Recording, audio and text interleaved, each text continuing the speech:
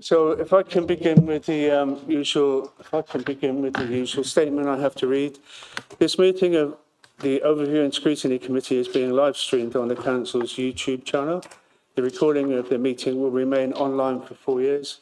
And if you are present in the chamber, you are consenting to appearing in the recording and broadcasts, which may also be used for training purposes. Before we enter the substantive part of the meeting, as members can see, we have 4 large items on the agenda this evening with lots to get through. Please could I ask members, please could I ask members of the committee to keep your questions succinct and direct, and remind cabinet members and officers in attendance to proceed directly to the answer, again keeping them concise and relevant. I want to ensure that we get through all the items on the agenda today and to give all members the chance to speak if they would like to. Okay, that's all I have to read out. Thank you. So back onto the agenda, Lauren, if you can help me out. So apologies for absence. We've got 1 or 2 people, lucky people at the seaside. Thank you, Chair. Yeah, so I've received apologies from Councillor Pullen and Councillor John Jones attending as a substitute. And I think we've got a couple of other faces on the table. After you, Councillor. You're just subbing for Councillor Steph Chambers. Thank you. To see Sergeant, good to see John back as well temporarily. Keep coming back. Okay, so that's dealt with apologies, declarations of interest. Does anybody have anything to declare that's not on their members list? Anne Radley? I should just declare we talk about private renters accommodation. I do rent out a house. I am a landlady. Yes, Sarge. Yeah, Chair, same for me as well. Okay, thank you. Okay, do we have to keep this on, declaration of party whipping? Because the answer is always the same. Is that by law we have to keep it? You do for tonight, Chair. It's on the agenda front sheet, so suggested that we make our way through it and then you might take it off. What about the next agenda? I suggest we take that off. Are we okay with that?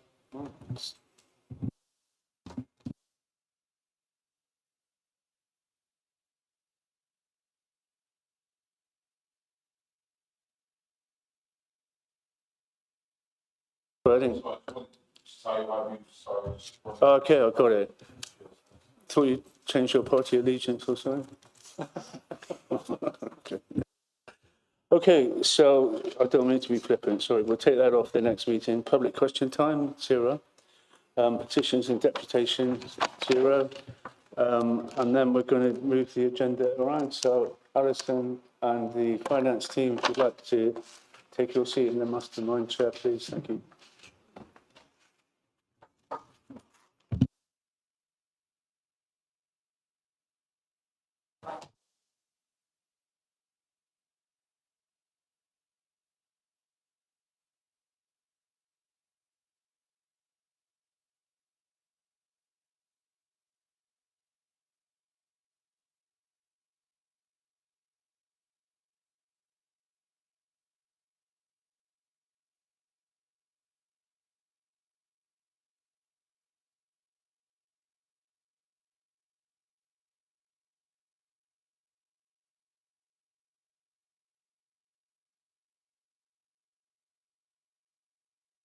Declan, Alison, welcome. Who's going to start? Declan, do you want to make a brief statement? Then Alison, if you'd like to come in, Alison, afterwards, and we'll take questions. Thank you.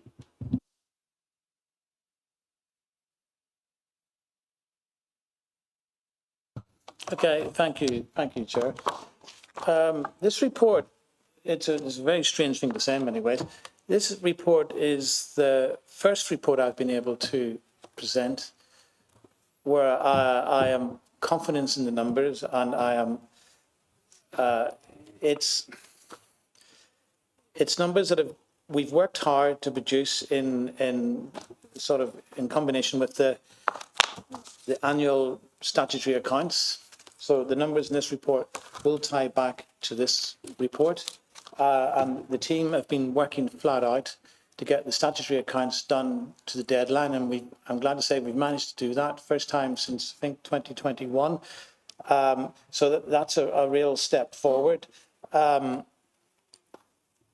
So these will be checked by the auditors. And it won't be a disclaimed audit, it will be a proper full audit. So by extension, the numbers in the report that we have tonight will also be checked by the auditors, because one ties back to the other, so we can have confidence in the numbers that we've got.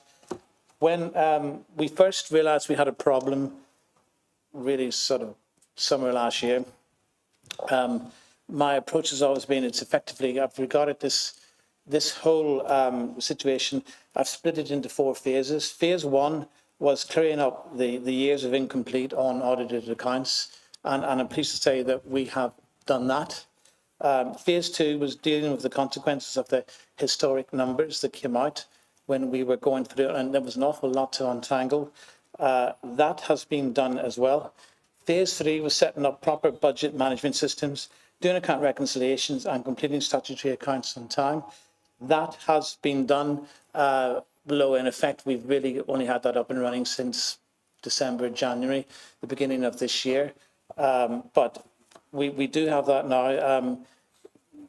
Managers, function managers now regularly have meetings with the finance team and go through their budgets, and we're doing proper budget checks really for the first time in some years as well. So that is now up and running, which will give us more confidence in the numbers in the future. And then phase 4 is dealing with the real world that really we're operating in, not the one that, you know, it was something that the auditors themselves had picked out, and particularly in statutory recommendations, that we were relying on best estimates, as Councillor Pullen used to always point out, which is true. So we've moved beyond that now, that the numbers we have will be the real numbers. They'll be properly reconciled, so therefore we can have confidence in what we're seeing. But obviously, when these numbers, even in the last quarter 3, the data wasn't still good enough. So it wasn't something I could rely on. Now we do, but of course the reality is, unfortunately, this numbers there, it shows you the financial challenge that we have, and that's phase 4 is dealing with that, and that's when I will be getting together with my cabinet colleagues and saying what we need to do to make sure that we can get these finances back on track. But as I said, they're not numbers that make great reading for anyone, but at least we know. I would rather sit here, report on proper numbers which will be checked by auditors, rather than give you estimated numbers which may not necessarily be right, even if these numbers are very unpalatable and make us very uncomfortable. So that's where we are tonight. So happy to answer any questions. Yeah, thanks, Declan. Alison, had a few comments. Yeah, I haven't got a great deal to add to that. Just to say that, you know, the work that we've done over the last, I guess, 6 to 8 months has been, it's been a lot of work. We've done a lot of digging into figures. And we've done a lot in terms of putting processes in place to get more confidence with the figures. We did the revised budget exercise in November, I think, last year, but we didn't do a zero-based budgeting exercise and look at all the budgets. We looked at the high-risk areas. So there was always going to be a bit of a risk that there could be some budgets that we hadn't quite addressed. Some of those we have dealt with in the 26-27 budget, so shouldn't continue. But there is still a big piece of work that we need to carry on with in terms of the budget monitoring and the budgets in particular. But we are in a much better place. As has already been said, we're now up to date with our financial reporting, which is absolutely massive. And that will put us in a really good position going forward with knowing that our information is timely. So that, you know, the figures are disappointing, but we are in a much better place than we were. So I think our recovery journey continues, and we've got quite a lot to do this year to make sure that our budget monitoring and budgets are accurate and reflective of the services that we're providing. But yeah, I mean, I'm not going to go into detail in terms of the overspends, because we made sure that we did a detailed report, as you'll see, in terms of the variances, and we also did a extra appendix comparing the quarter 3 to quarter 4 because of the movement. So we've provided quite a lot of information. I mean, clearly, if you've got questions, then please ask, but I won't go through that in detail because you've all had the report and read that. Okay, and because we don't see Hadrian here very often, any comments, Hadrian, to add? So let's just bring that on you. No, there's nothing further to add there. It's been said. Okay, open it up to members. Comments, questions? Liam? A note on the whole council summary, obviously resources is quite high as an outlier against some of the others. How much of an impact on resources has been things like the LGR and all the new financial controls we're having to bring in? How much of an effect would you say that's had on those numbers?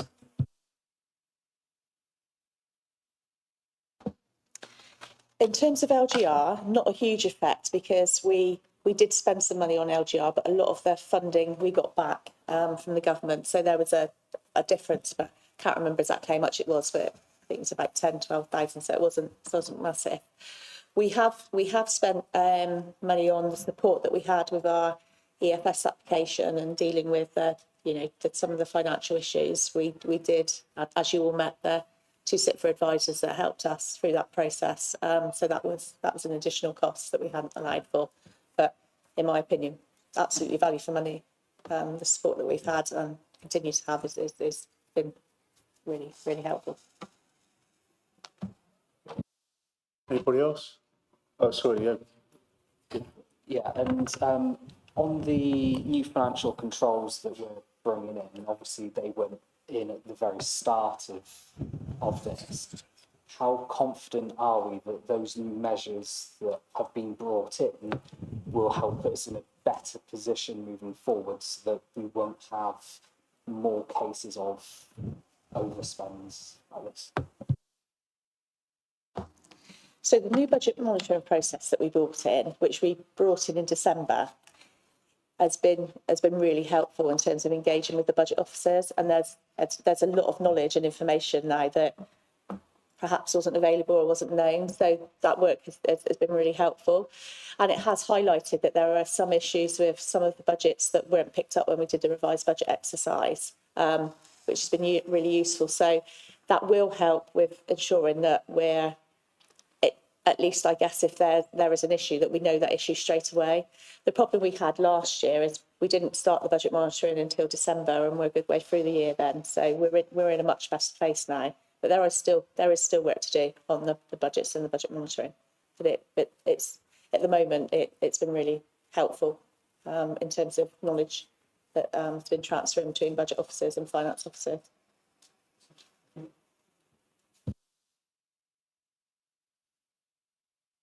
Karen? Thank you, Chair. Looking at the environment budget, I see that it says that the Ubico contract's regularly monitored and that the overspend isn't related to that. Can you explain what the overspend is related to there? This historical shared service income, which is no longer received, please? I could take that one. Essentially, the budget was incorrect, which we've flagged. We were at the beginning of, or the end of 24, 25, we came out of contracts. We have pass-through contracts. Ubico charges us for services that were provided to county and to Gloucester City Homes. The contract with Gloucester City Homes for their grounds came to an end, but it was left in the income from that contract, which was taken to pass through for the cost, wasn't taken out of the budget for 25, 26. That caused a pressure throughout the year. That's the straight, honest answer about it. It was a budgeting mistake, and so it's there. It was there throughout the year. It has subsequently been taken out in the 26, 27 budget, so we've corrected that. But it wasn't because Ubico cost us more. It was because we didn't have that income stream in and we'd taken the cost out.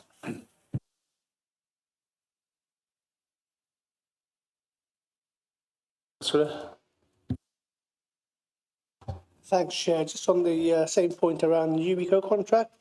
So if that was the case, then why was that budget still in place with regard to the shared service? Because that shared service issue has been raised previously. So why was it still in the budget? As I just said, it was a mistake. It was an error I made. I'll take that on the chin. It was a mistake. It was left in the budget.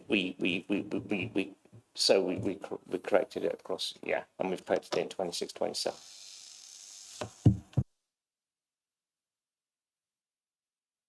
Anybody else? Councillor Alistair Chambers. As Cabinet Member for Finance, given that these changes have happened and there's been significant changes since January, would you say that in January the administration was in a position where it knew where the finances were and they kept it secret, or did you not know where the finances were in January? No, we haven't kept anything secret. As we even say in the report here, the data we had wasn't reliable enough, so I didn't know that either. I am now in a position where I am confident in the data. As I said, I'm confident enough for that to go to auditors. Thanks for confirming that the administration didn't have the data and the data wasn't reliable enough. I appreciate your honesty. That said, your leader, quote, in January this year, the 29th of January to be precise, said, "We have carried out a forensic examination, had all the figures, and for the first time in probably 5 years, we've got an accurate assessment." What do you say about Jeremy Hilton obviously telling lies? Is that appropriate, Chair, for somebody to accuse somebody of telling lies? Giving mistruths, apologies, mistruths, I think is a fair word, mistruths. With that revision, yeah, I think that's okay. I can't speak for Jeremy, but the situation is that we were in the process of still putting together numbers that we were confident enough to present to auditors. And, you know, as a member of the administration, it was hard to tell, you know, when we were going to get to the exact point. It's only when we get to the point now that we can present something to the auditors that I can say safely that the numbers that we're presenting here now are safe numbers. They will be audited, and there's got plenty of information to back them up. And also, the important thing is that we've gone back and reconciled all the balance sheet accounts. Unfortunately, in doing so, we did find another 436,000 from going back to 21, 22, and even before that, which we're sitting in the balance sheet, which is the value of doing these reconciliations on a regular basis. So that gives us extra problems to sort out there. I think it was to do with bad debt provisions, and I can't remember what the other one was, but that was 436,000 extra that we will also have to find, which goes back to the previous administration.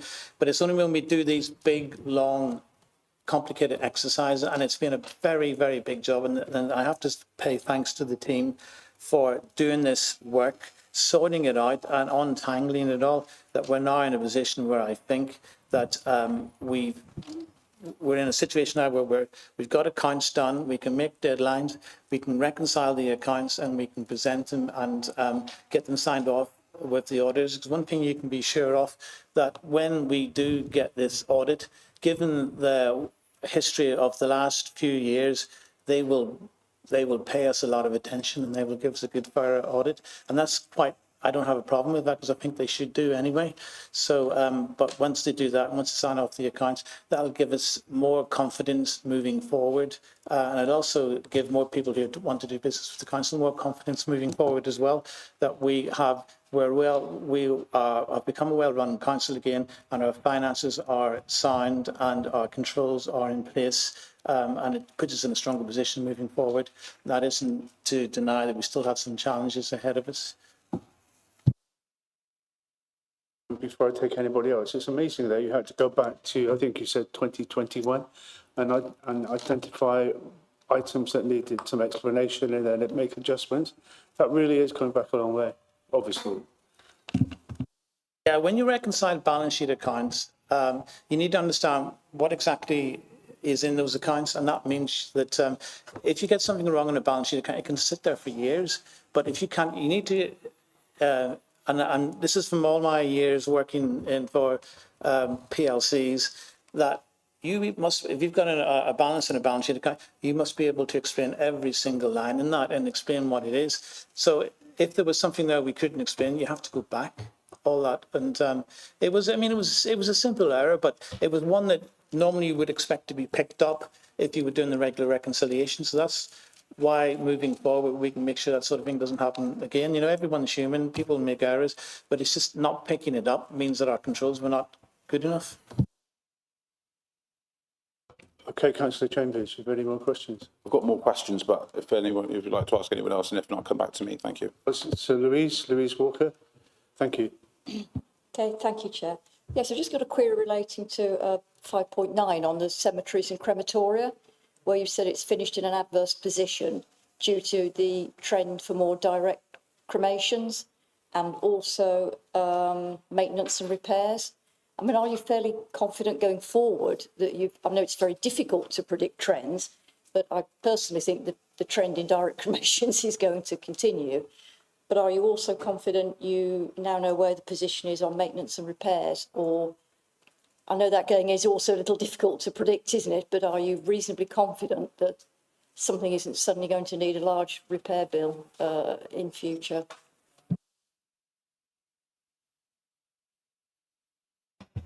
In terms of the income, yes, we've done a lot of work on the income and profiling, and we have taken into account the impact of direct cremations that have now been happening for a while. So that's been updated.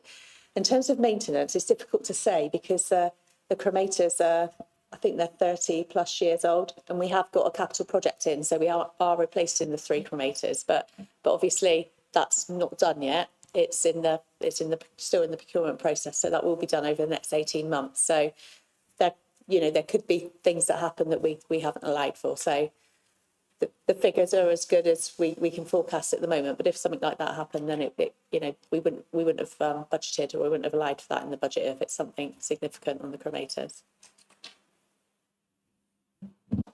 True, it's hard to predict things needing a repair, isn't it? But fingers crossed it won't be too adverse in future. Okay, thank you. Yeah, we have taken those trends into account in the 26-27 budget. So I wouldn't expect to see a variance that big going forward. But yeah, I agree that it's one of these trends which unfortunately is modern life, sadly.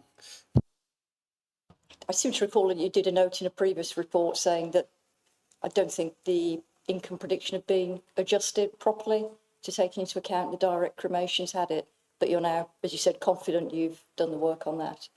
Yeah. Time will tell. Indeed, yes. Owen, Sarge, and then Alistair. Owen. Your Chair.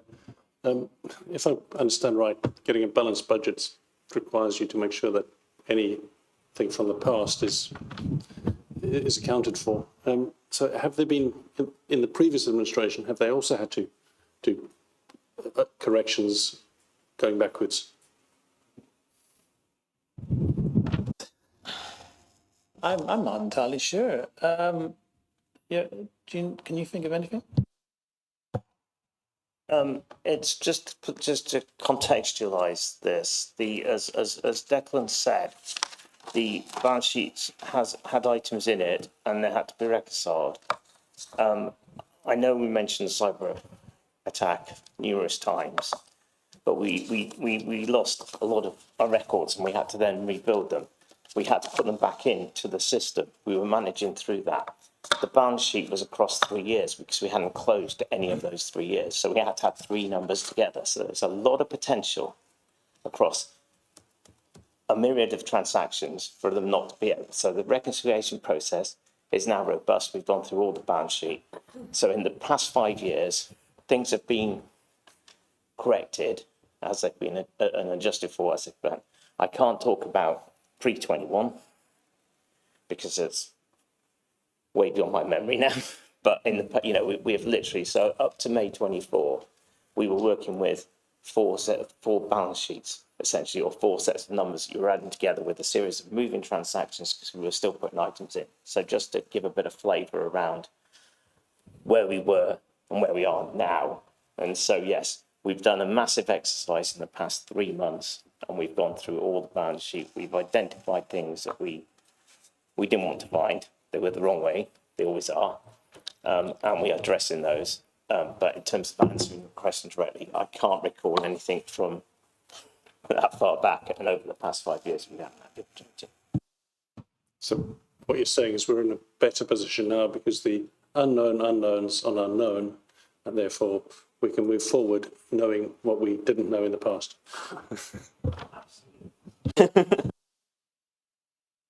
And that was said very tactfully as well. Okay, Councillor Patel, then back to you, Alistair. Yeah, Karen. Sarge. Yeah, just on the financial situation. I mean, you're saying now, Declan, that you're very confident that we know exactly where we are financially. But I'm sure I recall you saying previous meetings, perhaps in January, that you were confident then.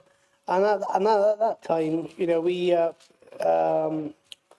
it says in the report on page 170 to 172 that the council approved a permanent increase to base budgets of £2.845 million in January to address identified budget pressures.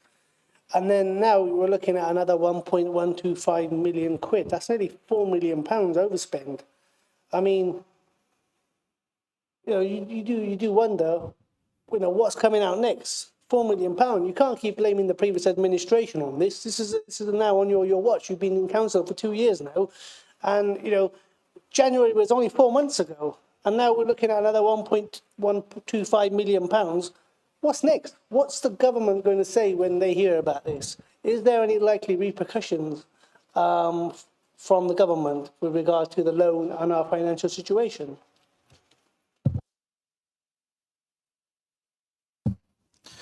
First of all, as regards to your point about the actual numbers themselves, I would much prefer to be giving you all a bad set of numbers that I know are accurate, which I know we can back up, which I know the auditors can substantiate as well. If you go back to last January, we were still clearing up 3 years' worth of unaudited, unfinished accounts and untangling one hell of a mess. And as you probably recall from around about that time as well, that was when we discovered that when we took over, the council was already bankrupt, but nobody knew because the accounts were in such a mess. And we subsequently, but with the help of the team here who have been working miracles, we've managed to untangle all of that. But, you know, these things don't happen overnight. And dealing with 3 years' worth of unfinished accounts, we've got different opening balances across several different years, and also doing the normal accounts for this year, not only doing them, but actually finishing them and getting them submitted on time for the first time in 5 years. That's a huge challenge. Now, the thing is that we now know what these real numbers are. We know we've got extra challenges which didn't exist before, for example, in interest charges on the loans, on the form, etc. And the challenges we have with commercial property. These are issues that we're going to have to deal with. We've put extra resources into commercial property and we will deal with them. But, you know, it wouldn't be, if you've got challenges coming up, you don't run away from them, you deal with them. To be honest, I would much prefer we stopped going back about the past and maybe started working together and finding solutions for these challenges that we've got coming up now, because it's going to be a difficult time sorting this out, but I'm pretty confident that we will do, and I'm actually quite confident as well the council will work well together in doing so. At least I hope so. Thanks, Declan. Can I just put on record my thanks and appreciation, like I'm sure all members here, to the team for their hard work to get us to this position where we know exactly where we are. Fingers crossed. So thank you. So we've got on the list that we've been keeping. Thank you. So we've got Karen, Anne, and then back to Alistair. It's okay. Karen. Yeah, I've got a particular question on the parking charges, which is what's being done to mitigate the fact that the car parks are costing us a lot more money than we're taking in. And has any studies been done on what usage of the car park has been since the charges have been increased? But also, I would like to reiterate Saj's question just now with regards to the EFS funding. What is the consequences for the EFS funding of this 1.125 million? Is it something that we have to declare to the government? What? So when we had the EFS funding, or the application that we put in, covered 3 years. So in total, it's 15.5. And it's permission to borrow. So we're not being given a loan or a grant, it's permission for us to borrow, which we have to fund. We've used the 24-25 allocation. The 25-26 allocation now needs to go up by the overspend. So that will come from the overall 15.5. So it means we've got less in 26, 27. So that means 26, 27 potentially will be a bit more challenging. But overall, we're within that envelope. So that's the consequence, I guess. Yes, no, thank you for that. That's a good way of putting it. I understand that now. So can you give me some idea on the car park issue then, please?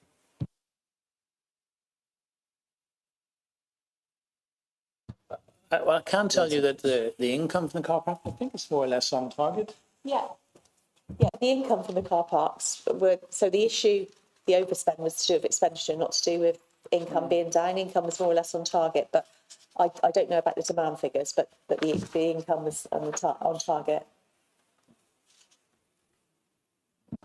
But that still leaves us 380, I think it was in the. So what I'm asking is, are we putting car park charges up again next year? Is that what the outcome's going to be? Oh, don't give me ideas.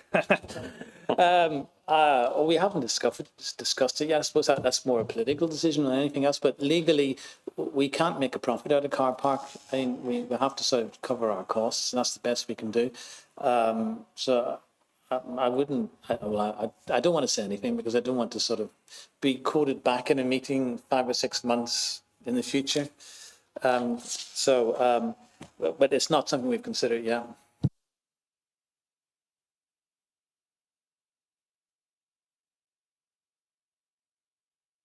Radley, then Councillor Chambers. Thank you, Chair. 5.25, talking about a leisure operator, it says that the cost of insurance wasn't planned for. It'd be interesting to know a little bit more about that. Have we been underinsured? No, we haven't been underinsured. It was the Freedom Insure themselves in terms of public liability and everything to do with what I'm going to call the customers. We have to insure the property because property is ours. And since I'm admitting to all my mistakes, we didn't include that. It was about 20-something thousand, which is the cost of insuring the building. Wasn't included in the budget as a separate line. And hence that had an impact and will be addressed. But yeah, so. Lovely, thank you. That makes me feel a lot more content. Thank you. Do I have time for another question, Chair? Thank you. So it's lovely to hear about the work that the team's been doing and the hard work that you've been doing. But again, we have this conversation quite regularly at this meeting, sort of what needs to happen for the residents of Gloucester to feel confident that we know everything that we need to know, that all the things have been found out, and how will we know when we've got to that point? Whenever the auditors come in and go through this all with a fine tooth comb, we're confident in the sense that we've reconciled all the balance sheet accounts now. So now we understand them and we understand what those balances are. The auditors is the one now we will be relying on to examine the books and then declare whether or not they're accurate and a true and fair reflection of the state of our finances. So did you want to? Just say so in terms of Declan's absolutely right. That's sort of the historical stuff, if you like. But in terms of moving forward, the budget monitoring process that we've put in, which we've started in December, is working really well, and it's highlighting, like with any new process, I guess, it's highlighting quite a lot of issues, and we're dealing with those issues. So I think some of those issues are things where the budget isn't quite right, like the insurance, the issue that we've just spoken about. So we need to try and deal with some of those things, and hopefully we can deal with those within existing budget envelopes. But I'm confident that we've got a lot more information, a lot more knowledge now. So I'd say we're getting there. We've dealt with all the historical stuff and getting the financial reporting up to date. Now it's in the current that we need to make sure that information is robust. That's lovely to hear. So it's a little bit like police reports. It shows your system is working. You get more noise, but it shows it's actually doing what it is. So over the longer course, we've got more confidence that everything is more chance of things being addressed and being sorted out. Wait, thank you.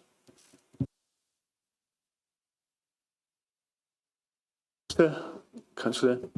Thank you, Chair. I've just been listing the chronology of council situation under the Lib Dem administration. February 2025, budget setting, 126,000 increase to balances. July 2025, 262,000 decrease to general fund balance for 2024-2025. September 2025, estimated reserves reduced by a further 2.8 million by March 2026 compared to 4.3 million projected in the February budget report. October 2025 quarter one monitoring report 4 months into July, 156,000 increase to balances forecast compared with the budgeted 126 increase. December 2025 quarter two monitoring and updated financial position, 2.5 million decrease to general fund balance against the original budgeted 126,000 increase. December 2025 EFS application to MHC LG. January 2026, 2.8 million increase in net budget requirement. January 2026 wider statement attributed to Jeremy Hilton, political assurance given, which I made quote to earlier. February 2026, 15.5 million EFS capitalisation direction requested.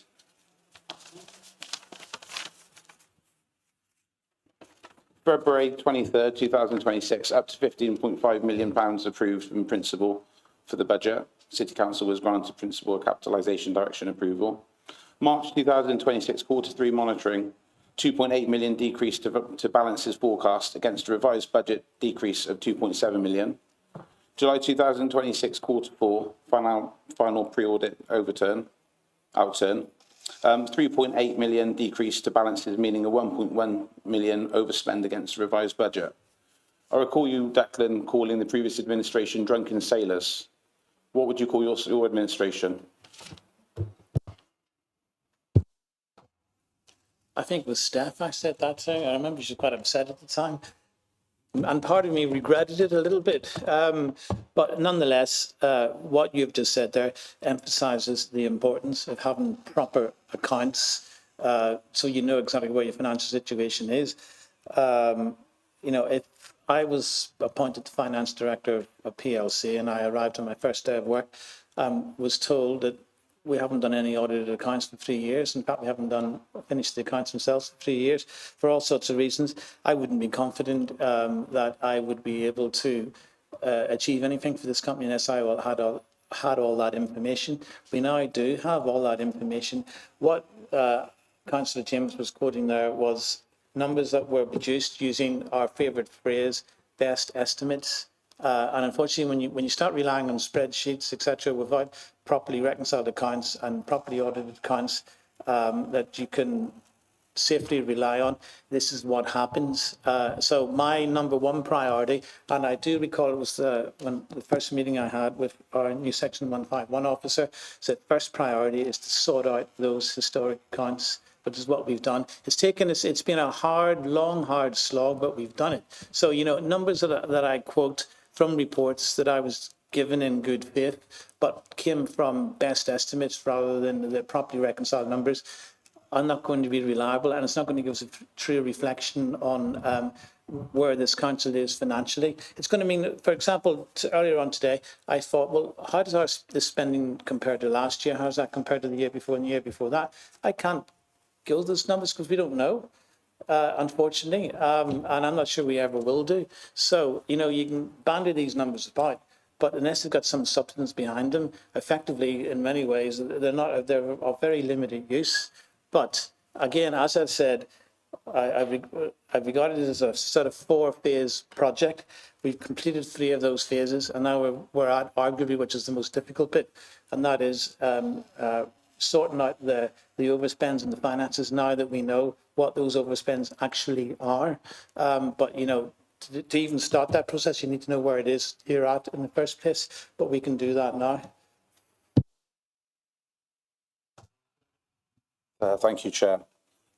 Given that the council's in a financial predicament yet again, and we're £1 million over budget yet again, do you think it's wise that the leader, Jeremy Hilton, is literally staying at the Hilton Hotel are not here listening to this and debating with us.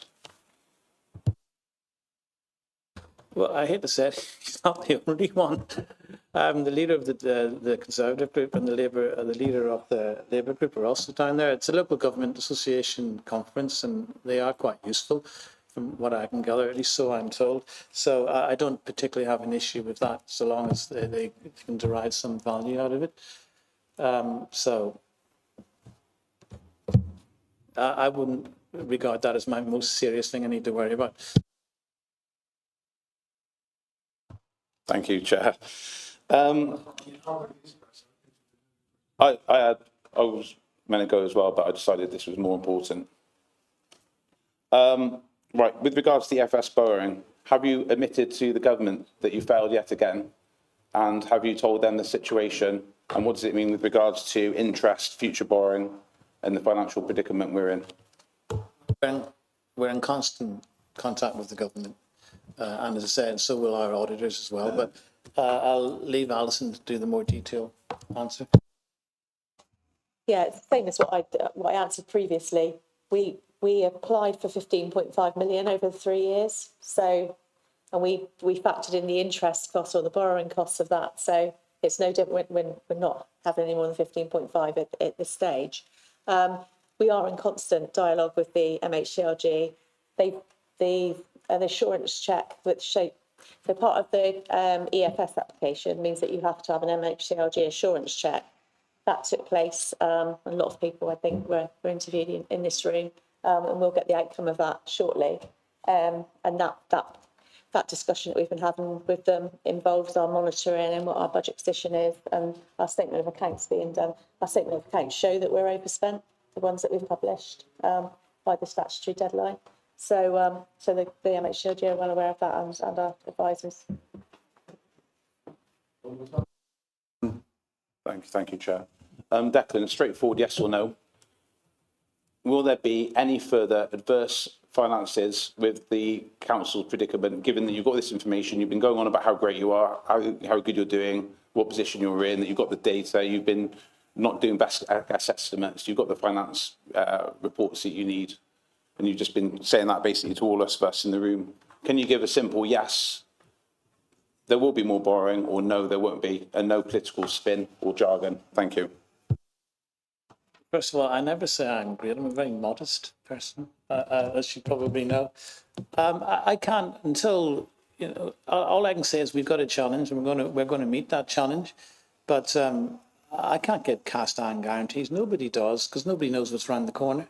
All I can say is that we will do our best. And, you know, I'm confident that given the fact that we know we now have got a firm starting point that I have confidence in, that that will make things a lot easier, because we know this is the line in the sand, if you like. This is where we are.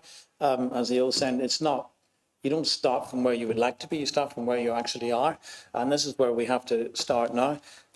So I've no doubt that there'll be some difficult meetings over the next few weeks, but those meetings will take place. And I'll do my best to keep everybody informed.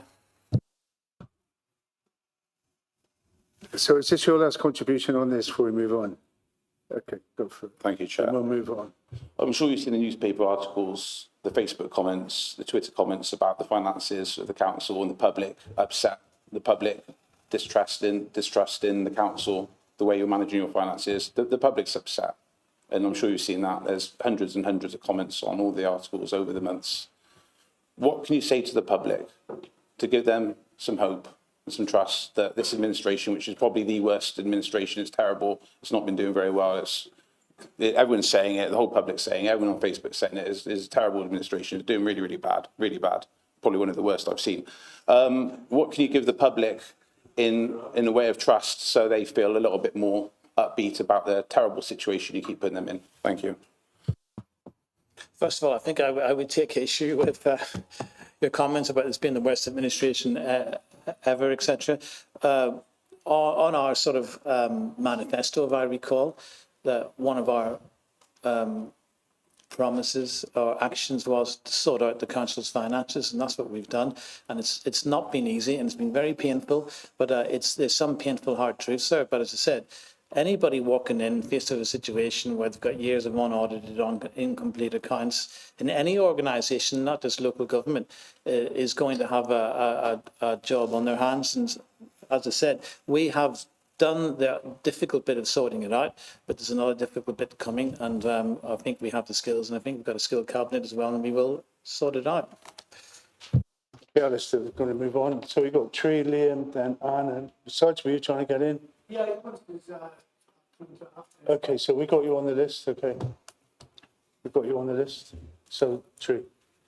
Okay, this is really just a point of clarity because, yeah, I think we need transparency on this. Clearly, there are some things where our budget may be wrong, but we have no option but to carry on spending. But there will also be other things that perhaps we could say, well, actually, our budget's wrong, so this is going to have to wait. Who is it who makes that decision? So just for example, let's say it was written in the plan for the year that the car parks all needed re-white lining and the money wasn't in the budget. Who is it who says, no, actually, we can't do that this year, we're going to have to shelve that plan? Is that down to senior management or is that down to the finance team? So are we talking about car park charges? No, I'm just talking generally. Yeah, within the overspend, there are things that we can't avoid, but there will also be other things which are jobs that are used, for example, car parks that might need work doing to them. Yeah, we can still use them without that work being done, but the work needs doing at some point. Who is it who makes the decision and says, actually, yeah, your budget is shot. You can't do that this year. You're going to have to put it on hold. Is that down to the finance team? Is that down to senior management to see those things? Yeah, who is it who manages that aspect of things? I think in the case of car parks, just for example, and if it's to do with spending serious amounts of money, that would probably be down to me, because ultimately, of course, if it's a health and safety thing, it has to get spent irrespective of anything, or if it's a security issue. But if it's more cosmetic, that again, that would be, I would expect to be told about that, and ultimately I'd be the one who would make that decision. But certainly, if we don't have the money, as I said, we would just decide not to do it or postpone it. It just seems that somewhere along the line, within some departments, there is maybe spending going on that shouldn't be going on. And that, examples. Have you got examples? well, we'll get back to the car parking things. Okay. We were talking about this the other week. There has been lots of refurbishment and things like that, or work scheduled towards car parks. Was that 100% necessary on a matter of health and safety, or is that something that we could have said, actually, this needs to wait?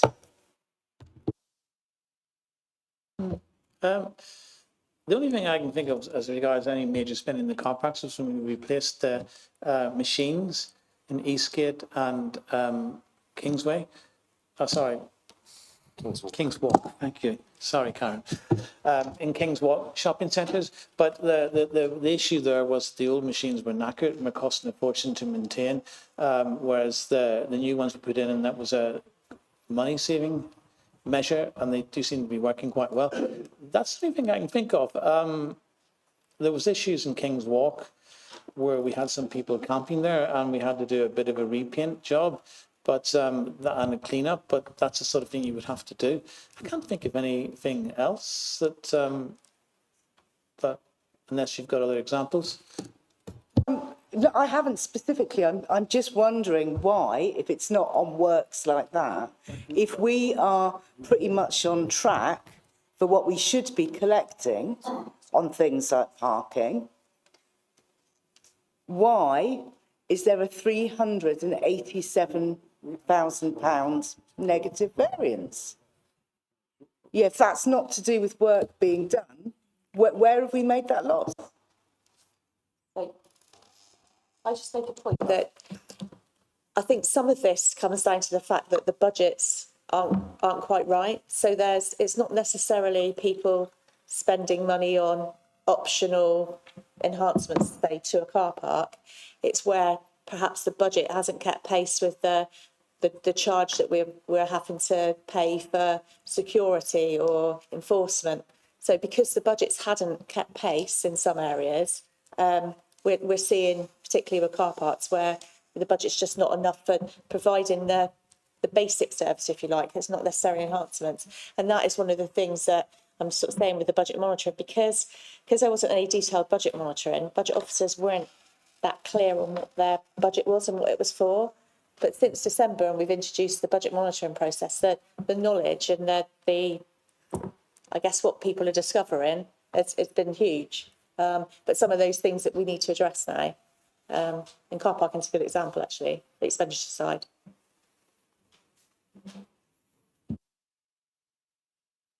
Before I take Liam, just want to ask a couple of questions myself.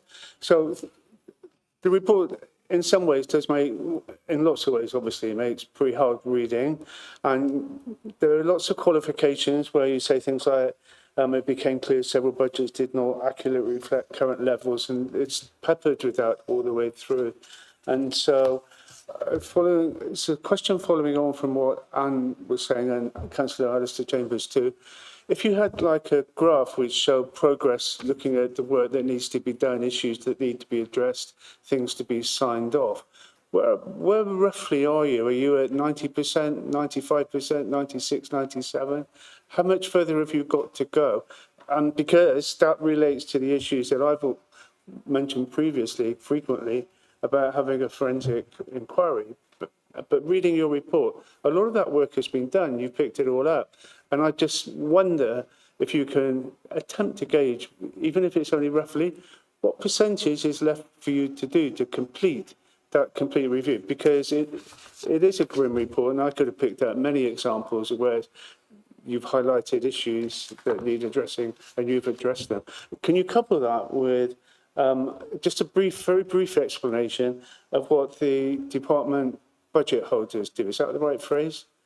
I'm just looking here, help me out. Finance officer, the dedicated finance officers do in the teams, what their role is. Okay, so I'll take that one first. So Okay. the dedicated, so what we've done as part of the budget process, every single budget has a budget officer, so they'll be out in the services, but every single budget also has an allocated finance officer that meets with the budget officer on a monthly basis, goes through the detailed budget, talks to them about forecasting, any issues, income levels and profiling. So that's what they do every month. And that started in December. And I always come back to the Section 106 report that I instigated a billion years ago. But that part of that chaos was because it depended who you asked the question to in a department, you got a different answer. And from what you've just told us, that could never happen again, could it? Hopefully not. Well, it shouldn't do because it's a coordinated approach. So the finance officers, so Adrian's senior, so the finance officers, and we've got a process that they follow. They go out and meet. We've got a pro forma that they fill in, all of the information. So it should all be consistent. Just on the chart, how far are you across? Are you 98, 99%? I was hoping you'd forget that. That's really, really difficult to answer. Some of the issues that have been highlighted as part of the outturn, we know that we've dealt with. So like the issue that I think Karen mentioned about the income that's in there. As Adrian said, we've dealt with that. There are a few issues that have been an issue for the outturn for 25-26 that we've already dealt with in 26-27, but there are still a few other issues. It's really difficult for me to give you a percentage because now we've finished a statement of accounts. That's what we're working on now in detail, because we've got the Q1 monitor that's coming to this committee in September, I think. Okay, I'm not trying to catch anybody out or play any games. Just the last question from me, I think almost the last question. Declan's referred to the auditors coming in and signing off. When do we expect to hear from them, please? When can we look forward to that? we spoke to them today actually, because we're still doing the 24-25 is being signed off by audit on, well, hopefully on Monday. So they've scheduled our audit in for, they say October, November, December, but I'm hoping they're not going to be in for 3 months, but that's the period that they're going to do it. So the backstop deadline is the 31st of January for it to be signed off, 27. So we'll have our audit then. So we should be in line with that to get them signed off in time. So that's really going to be important. Thanks. It's really going to be an important key. Someone's losing all their papers, just flying off into the middle of the room. So that's going to be a really important meeting for us. And just finally, this is me speaking as a member of the committee, not necessarily the chair, but somebody was being criticised for being rather personal in the way they're putting their points. But it is really hard when you have had the leader of the council pointing at all of the Conservative members, saying it's all your fault, it was you caused it. Because without the forensic review that was chucked out, nobody has any way of definitively saying whose fault it was and who was which administration got it wrong. And so I think that's why some people in the Conservative group got a little bit exercised when your colleague, in the way that his unique way of speaking at council, pointed at all of us and said it was your fault, because there was never, Declan, you know that it's truthful, there was never any singular proof that had happened. That's why people talked about forensic inquiry. But it strikes me from what you've told us today and in the report, you've almost completed that yourself anyway. And I think the proof of that pudding will be in the auditor's report later in the month. I think at the moment, that's all I want to say. So let's move on. So, and just say to the people who are going to speak for the umpteenth time, sorry, that was meant to be funny, not rude. I apologise. The umpteenth time, Liam. If you can keep it quite snappy, please. Thanks. So we've got Liam, Anne, and then Sarge. Cool, thank you, Chair. So the finance team historically has been very understaffed, and obviously with all the issues we've had over the last couple of years, have been under massive amount of pressure. I just want to recognise as well that the massive amount of work that's gone to getting us to this point is amazing, and I think that everyone involved needs a big round of applause for that. A question is around, given that you've been under so much pressure, are the people within the team making sure that they're still taking annual leave and having their holidays booked? And do you have the capacity in the team moving forwards to be able to maintain a kind of a good rate of pace in getting through these difficult times? Yeah, so to help us get through, or to help us produce the accounts for 25-26, we appointed an interim who worked with the team, so worked with Hadrian and Lizzie and Richard, the key people, to get the accounts done. So she was great, really supportive. So it was tough, and they've done a lot of work, but they have managed. They are managing to take leave, but it has been quite stressful. I've had additional capacity approved as part of the budget for the finance structure, and I'm in the process of trying to deal with that. I haven't progressed it as much as I'd have liked to, as quickly as I'd have liked to, because we've been dealing with the workload at the moment. But now we've got the accounts done, I'm going to get back onto that to get that capacity filled. So we've got an additional senior post to come into the team, and we've got a couple of vacant posts that need to be filled. So hopefully well, at least by next year's close down, we'll have full capacity.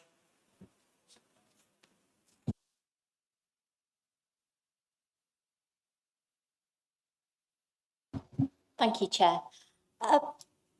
It's very interesting when we're in spaces like this, when it felt like Donald Trump had entered the room.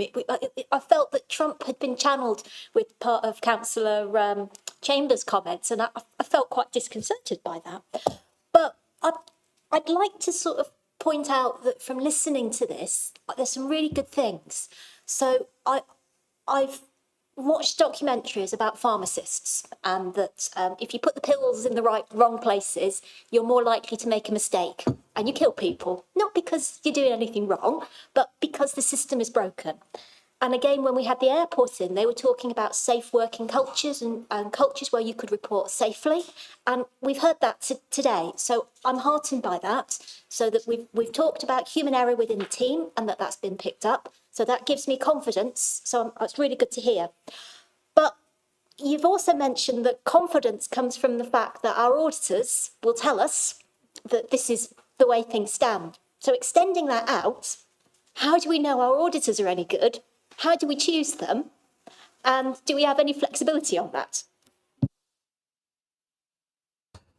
I think confidence might have been a word I used. I think reassurance is probably a better word.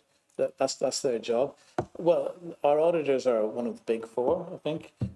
So they're pretty solid. And I know our previous auditor, Deloitte, I used to have to deal with them whenever in my old job, and they were pretty thorough.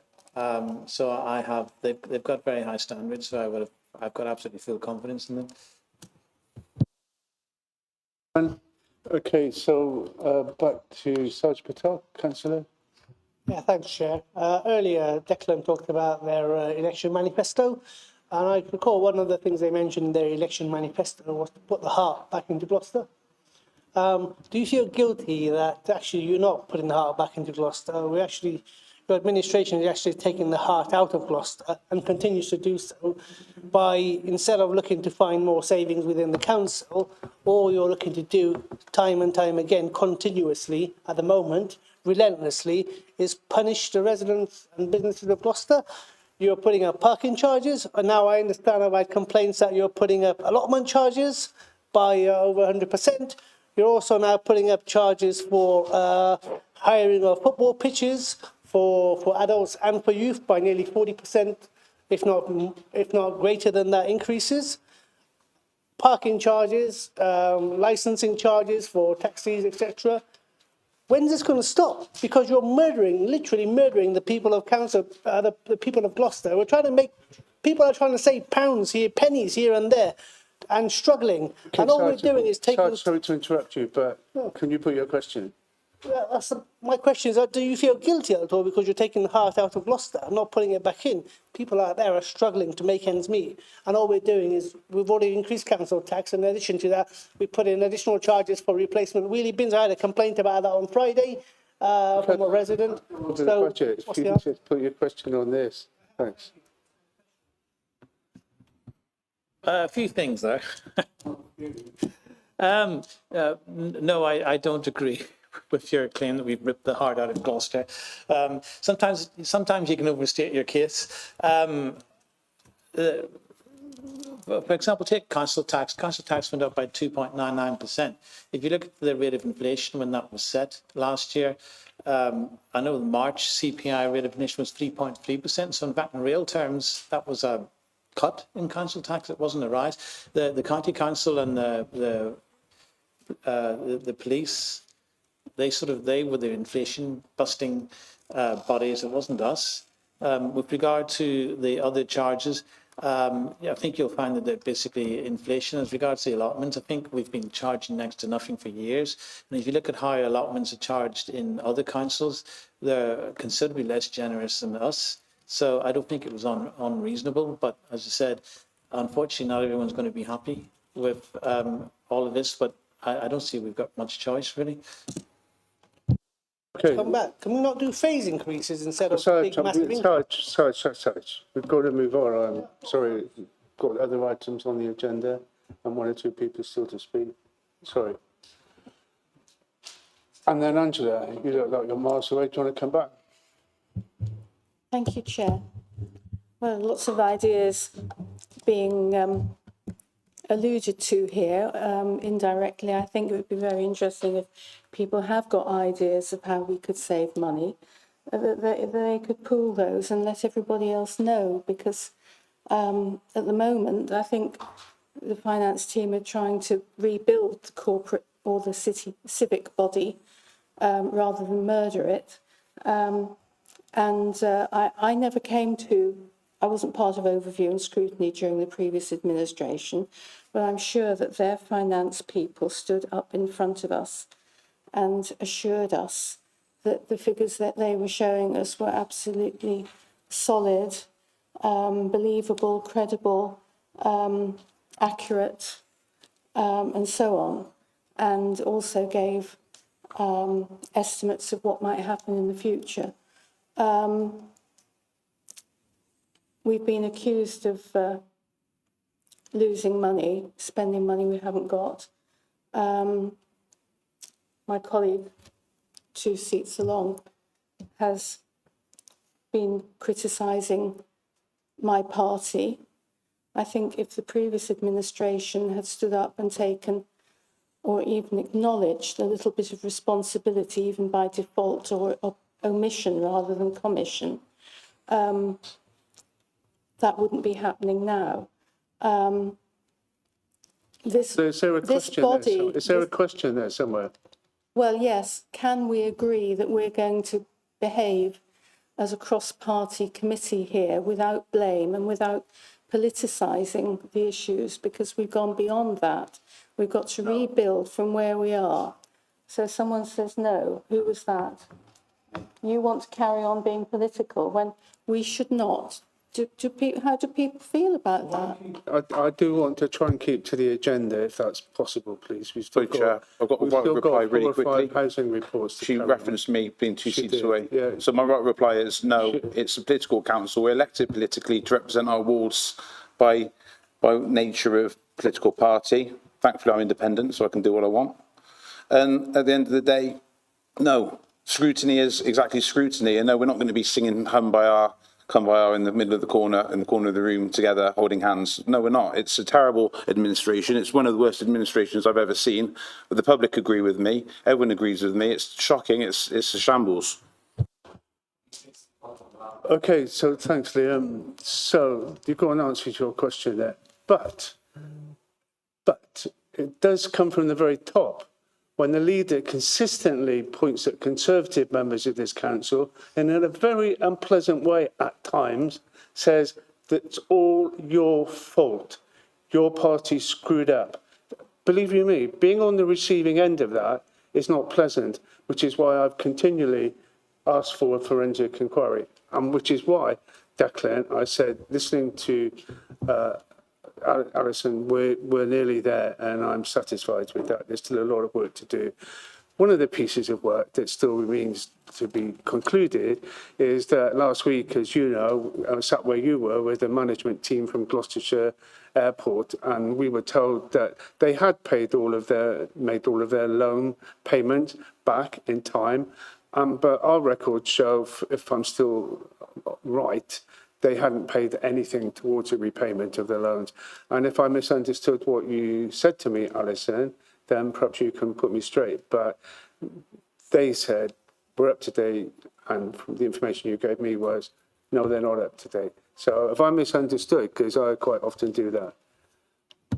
Okay, well, I wasn't at the meeting last week, so I don't know what exactly was said, but no loans have been paid to us, so no cash has come to Gloucester City Council. In the airport accounts, they've made accruals allowing for those loan repayments. So I suspect that the answer that was given to you was, were those loans included in there? So their bottom line operating figure does include the payments for the loans, but no actual physical money has come over to us. Does that make sense? Okay, so what happens now with that? Nothing. Well, when the I guess when the airport sale happens, the loans will be deducted from the capital receipt that we get. Do we know what sum's outstanding? Yes. What's that sum, please? Right. Just over 9 million, isn't it? Yeah, it's just over 9 million. Yeah, just over 9 million. And that's what they owe us, and they haven't paid in terms of loan repayment. Yes. Do both council? No, that's just us. Yeah. So let's just be very clear, because I'm trying to choose my words carefully. I don't want to get into trouble.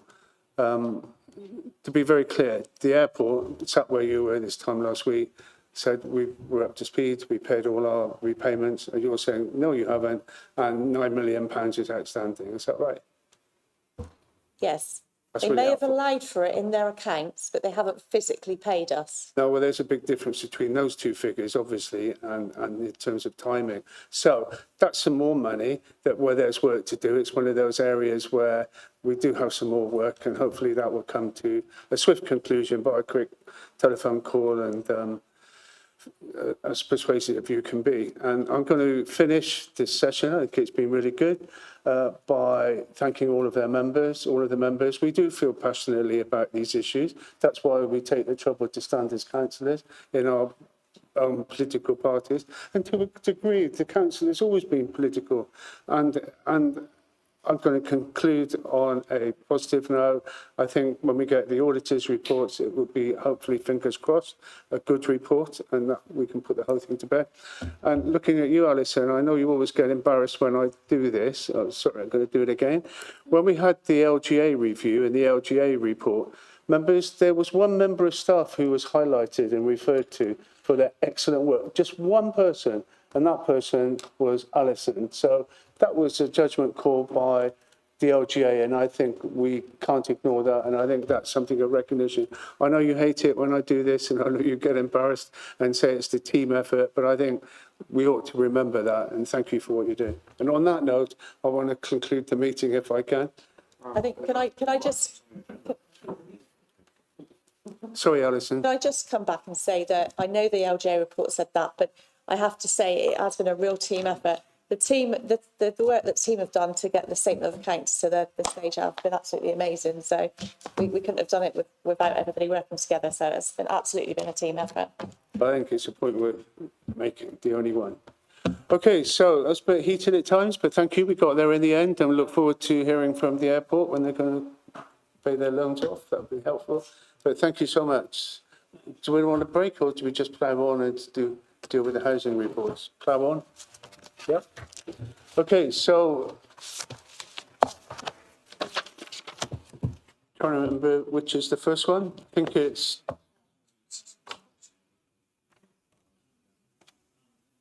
housing assistance policy. Is that the first one? Okay. Fine.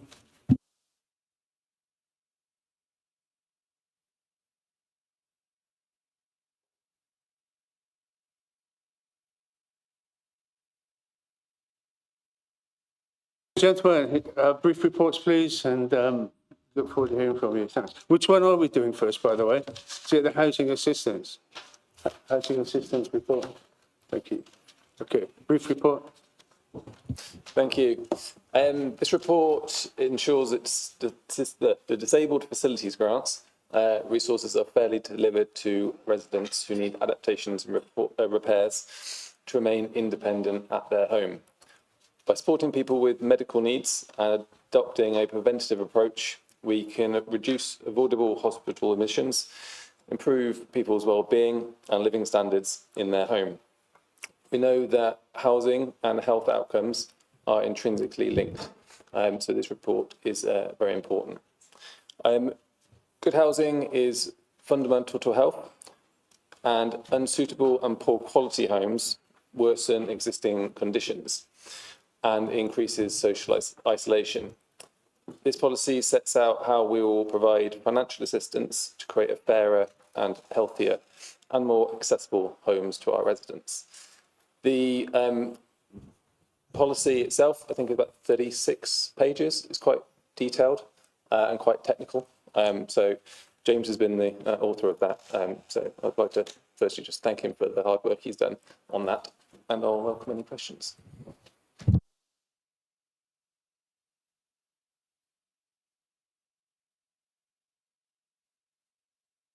Thank you, Chair.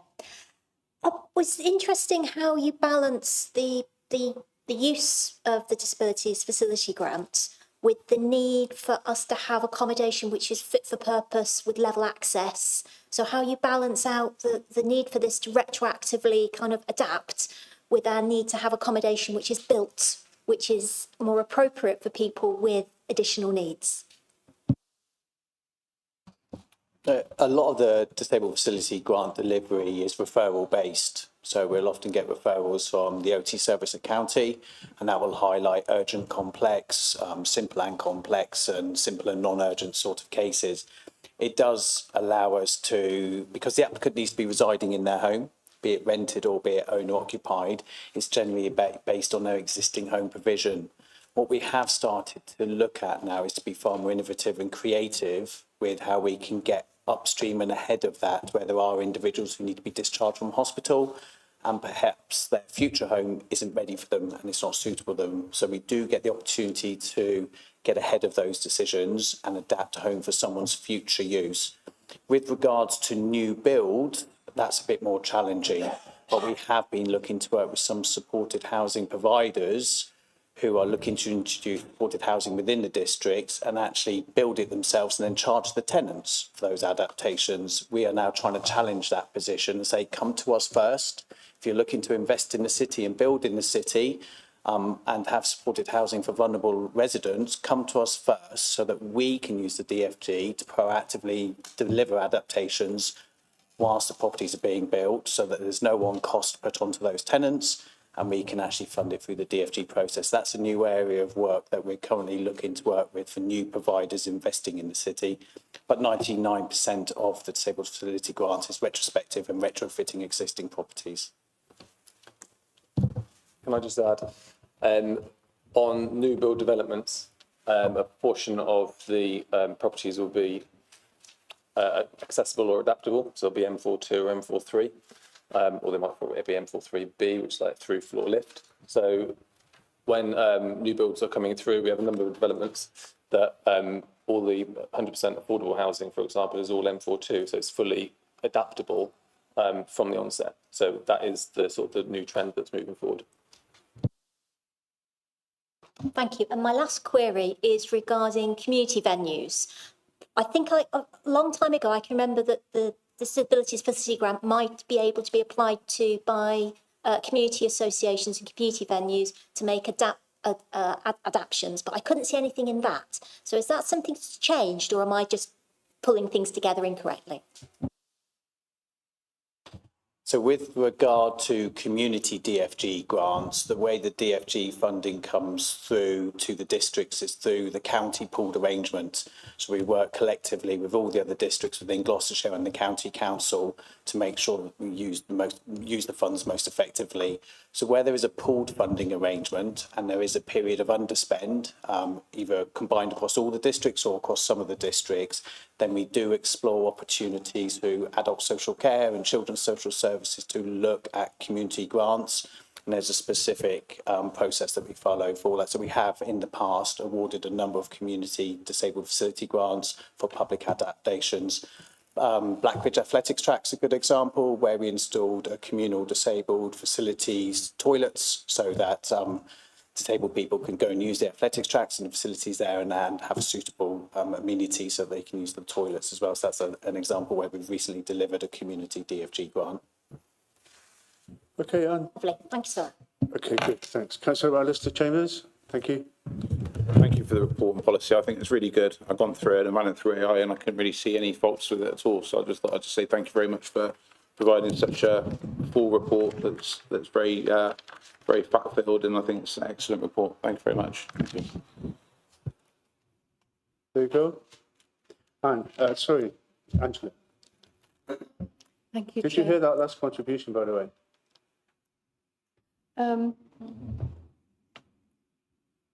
My only experience of this is a resident who had approached the council to have a walk-in shower fitted when he was no longer able to use a bath. And in the end, because he was in accommodation provided by a charity, the charity directly paid for it. I think, I don't know what the time frame was, but I wonder, are you able to fast track any particular requests for equipment or refits that are needed quite urgently? I know there's a timescale of 6 months, I believe, but can you put more, fast track it if possible? So yeah, so you're correct with the timeline of 6 months. We wouldn't want to sort of disadvantage anybody.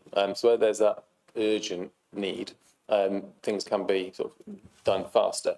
But we do need to make sure we do our sort of due diligence. One thing I raised when looking through this report was actually, is 6 months too long, or is that too short? Are we sort of giving ourselves enough time to actually make it manageable to deliver this within that time frame? And I was pleased to hear that actually we do things on time or before the deadline of that 6 months quite regularly. So if there's an urgent case, it is definitely looked at with speed. Okay, so Liam, Dan Sarge. Yeah, so I'm looking at page 36 of the pack. It's 26 of the report. It's the section on children living in dual residency arrangements. It states in there that the funding will only be available at the address which is the main residence of the disabled child. As it's becoming more and more common for children with separated parents to have 50-50 custody arrangements, how does that work for those children that live equally in two homes? How do we make sure that it doesn't just go to making one of the homes improved and the other not suitable? So the challenge with that, I suppose, is that this is essentially public funding. So it'd be similar to if there are sort of housing benefit and there's two houses, or they're on home seeker and they might want an allocation of two bed houses. It's sort of how far down the line can you actually double up the funding, because it is immensely expensive when it comes to DFGs in particular. So my understanding is it would only be done on one, but James might be able to be a bit more detailed on if it can be changed. Yeah, normally with a child's DFG, it's actually what we call a passported disabled facility grants anyway, but there's always an element where there's a pertinent and eligible benefits that are in play. So the benefits assessment process determines what's the main residence, and sadly, when we are processing a grant, we would make that application, deliver those adaptations to the main residence of that child. But we are aware there are complex family arrangements where the child may be spending an equivalent amount of time at an alternative parent's property. So we would always consider on a case-by-case basis what's best for the child, and we would work with the relevant OTs who would be supporting that family and that child to see what we could do in delivering perhaps minor adaptations to the second home, but looking at the way the benefits framework is set up and the way the adaptations and the grants have to be delivered, it would have to be focused on what they nominate as the main residence for that child. Yeah, this is a particular area that infuriates me quite a lot. I grew up with separated parents, and my son as well has separated parents as well. And the way that the system works, I understand how national government might set that they decide, even though there's a 50-50 custody order in place, or the parents are just agreeing to do 50-50, splitting the time completely equally, that someone in some office, someone will go, that's the main residence. It just seems completely illogical. And if we've got a child that's severely disabled and they need a lot of support, and that funding only goes to the one home, there may be, say, bits we can do around the edge to support the second home. But what we're essentially doing there is overriding the equal parenting time between those two parents, because we're making one home adaptable for the child and another home not adaptable for the child. I just find that whenever I come across these things, they just really, really infuriate me.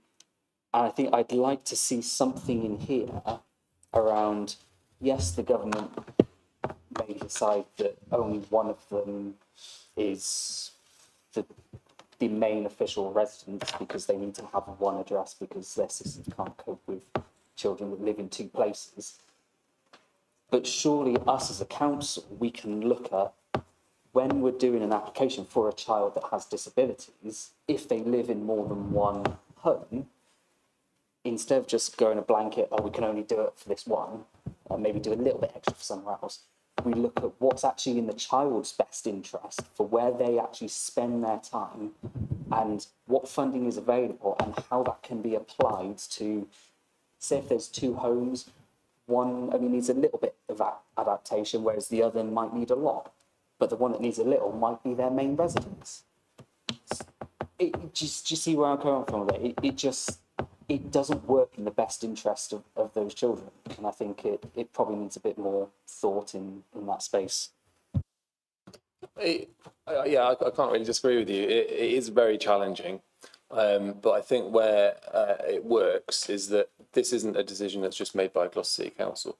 It's very much sort of a partner agency whole sort of package arrangement. So it'll be social services would be involved, the school will be involved, they've got some other sort of care assessment would be involved to make the decision collectively to where that funding is best put, whether it's that one house or, like James was saying, sort of split between the two. But I totally get it is very challenging.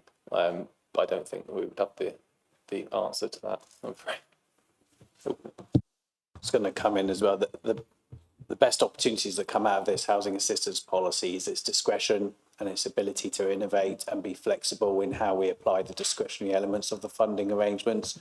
And we would always be happy to consider on a case by case. It's all of those scenarios. And as Councillor Chevy's just said, we don't do this in isolation. The decision making is made throughout the DFG partnership, right through from social care, the parents, the child, anyone supporting that child, the education system, as well as the technical teams as well who deliver the adaptations and design the adaptations. So it's a combined partnership effort in making those decisions. But this policy introduces that ability to apply discretion. And I think that's really important. It allows us to innovate and it allows us to apply that discretion. So on a case by case basis, I think we would always review all of the facts around that case. And like I say, it's about the child or the adult at the centre of that decision making. It's about supporting them to remain independent in their home or homes.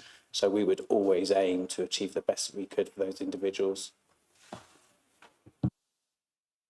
Liam, on that, do you want to move something that the committee can vote on that these guys can take to cabinet next week in terms of more thinking outside the box or something? I know, James, you covered it, but it's a fair point that Liam was making, Councillor was making.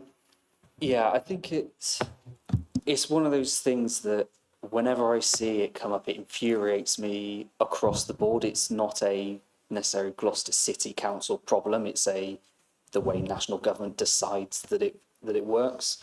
I think what would be nice is to maybe have a bit more text in that paragraph there to caveat around that, to say there is a lot more we can do around working around that for the best interest of the child, because if someone was looking at this purely bureaucratically, that would not benefit that disabled child.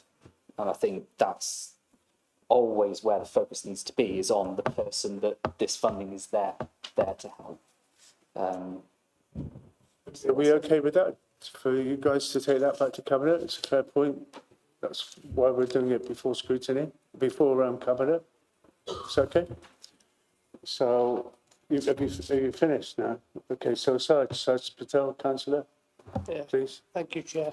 I just wanted to know if we have a figure on what this policy costs, roughly, annually.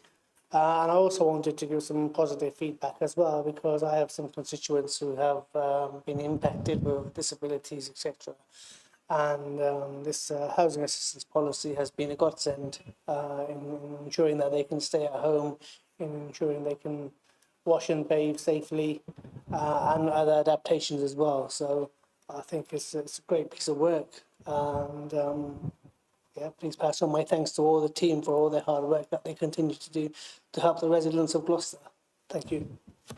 think you're on a roll. I keep going. Yeah, thank you for that positive feedback. And I think, that's what we want to be doing. We want to be delivering significant positive change for our residents where we can. With regards to how much does that housing assistance policy cost, it's a government awarded grant. And that's done by a national formula of award based on a number of health factors, looking at the demographics and projected demand on the service.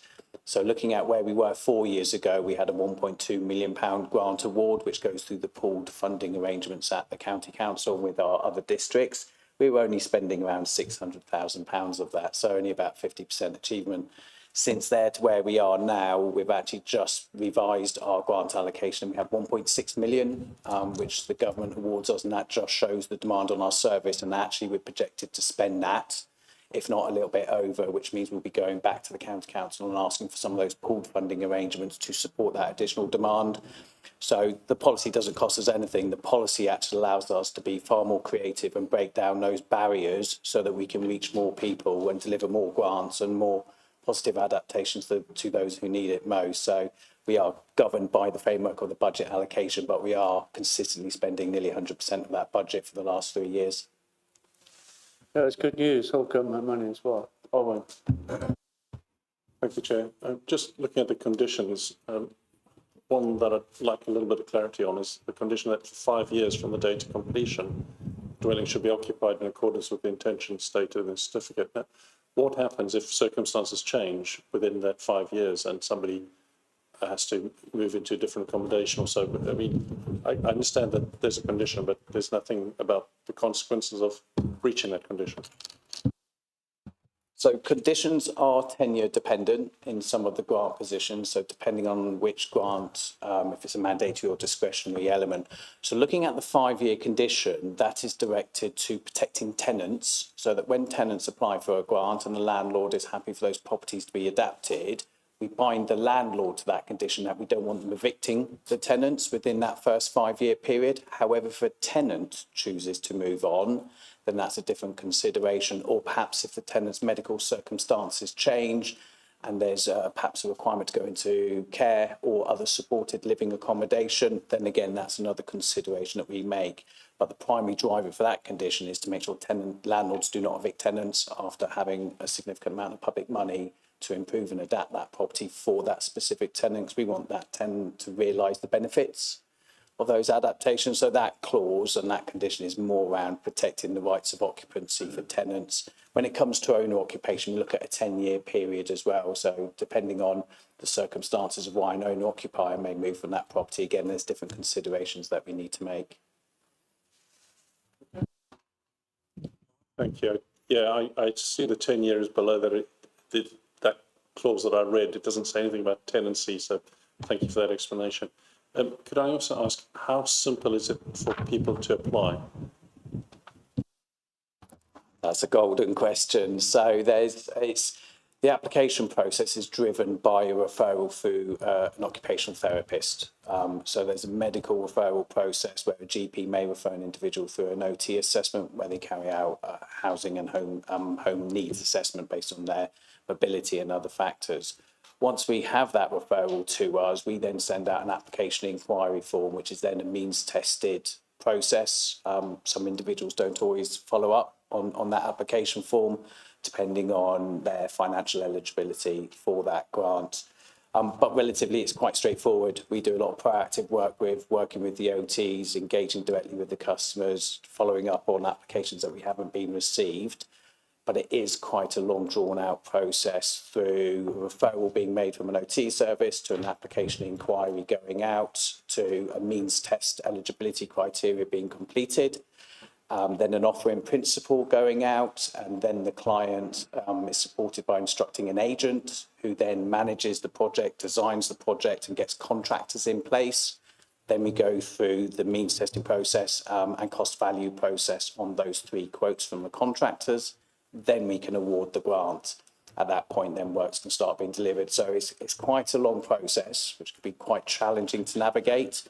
But the council, alongside our partners and the agents that work with our clients, we work with them throughout that process to make sure we keep those cases moving forward. So we're trying to make it as straightforward as possible but there is some statutory requirements that we have to go through each application step. Okay. One thing that I've also asked for is that the policy itself, like I said at the start, is quite complicated, it's quite long, it's quite technical.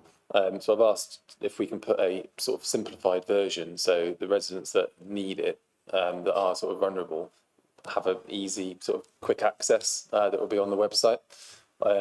Sort of a cut down version essentially, to make it simpler to understand as well. Okay, so a couple of questions from me. Paragraph 3.9, you talk about the public consultation exercise, and you received 5 responses, and 80% of respondents agreed, etc., etc. So is 5 a typo? It can't be 5, can it? It's the lowest ever I've seen anyway. Sadly, it's not a typo. We launched the consultation. Normally 6 weeks is best practice. We ran it for 12 weeks. We did lots of social media and working with some of the voluntary sector partners that we work with. And sadly, that was the number of direct responses we had to the online consultation. But outside of that, we'd already done some pre-consultation work with lots of partners in the voluntary sector, the OT practice, some national organisations as well, such as Foundations, who is the government support organisation for the disabled facility grants. We did lots of professional and voluntary sector work beforehand. But yes, sadly, that number is correct. We had 5 direct responses to a 12-week online consultation. It's not a catch question. You go 80% of respondents.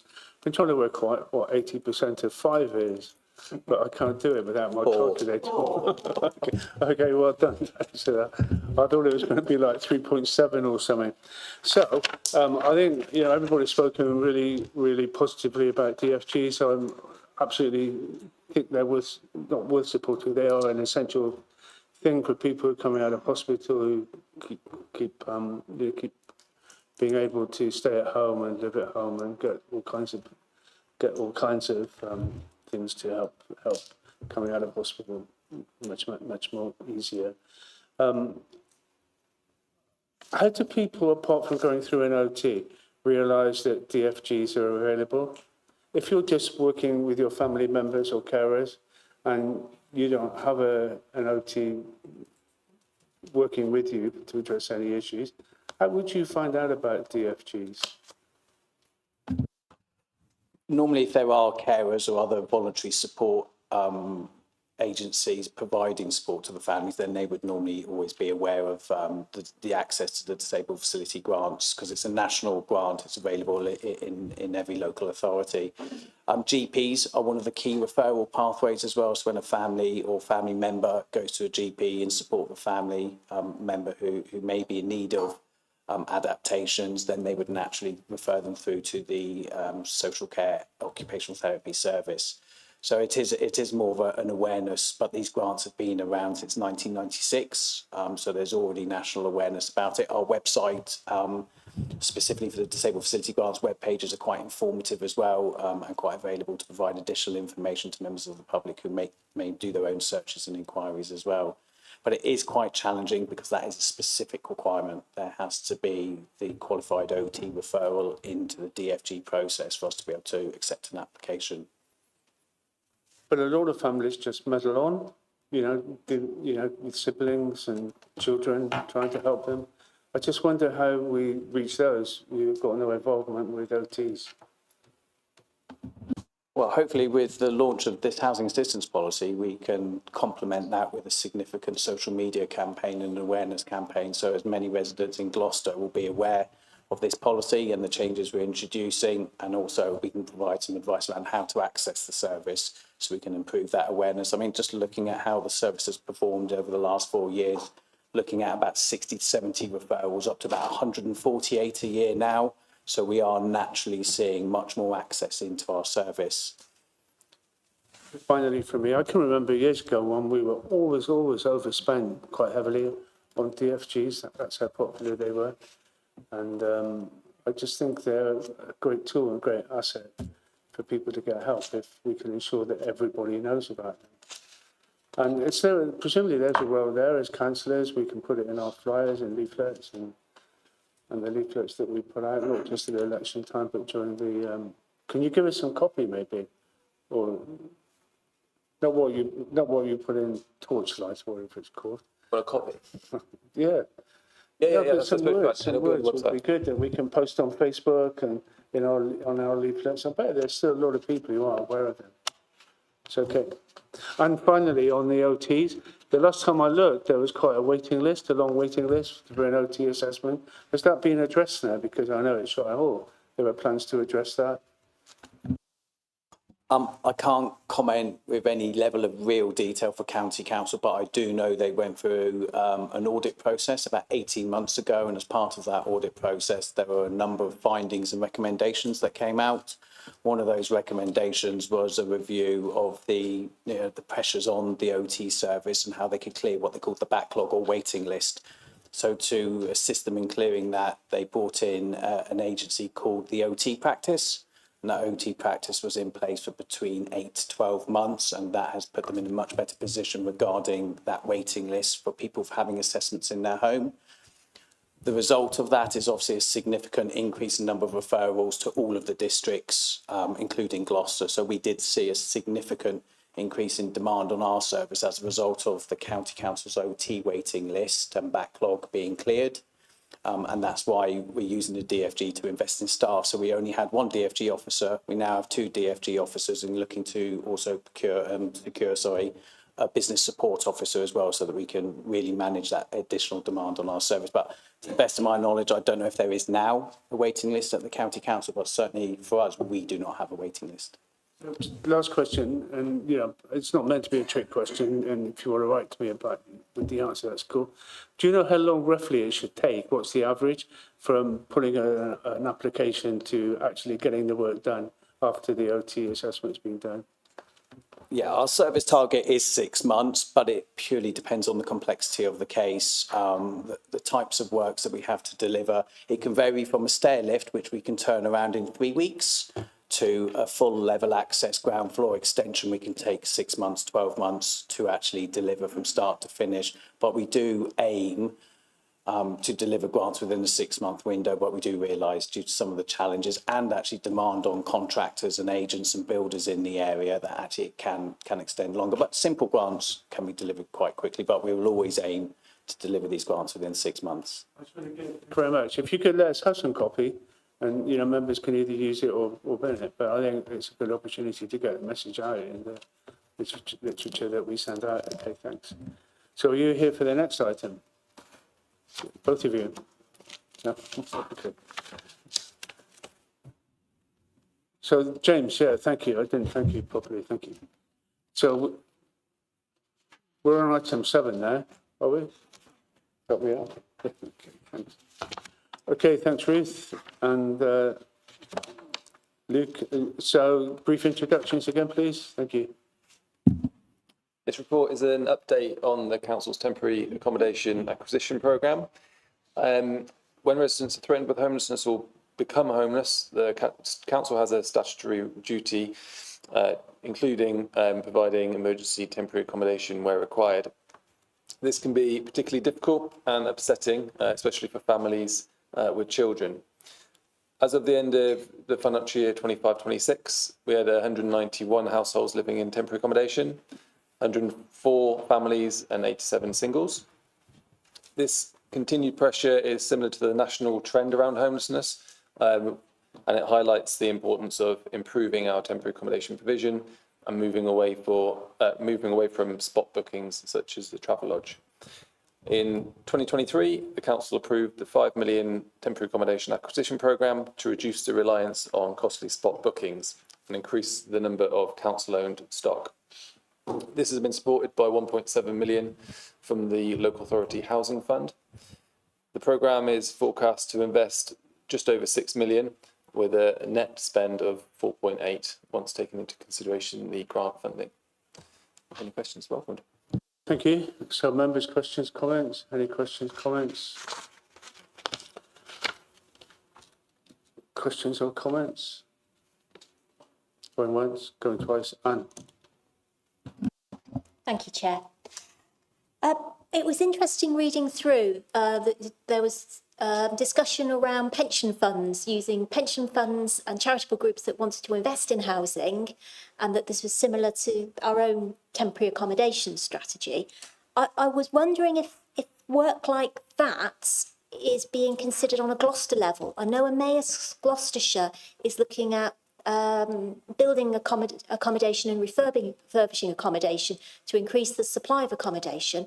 I was wondering if there are any other plans on a Gloucester level to have similar schemes.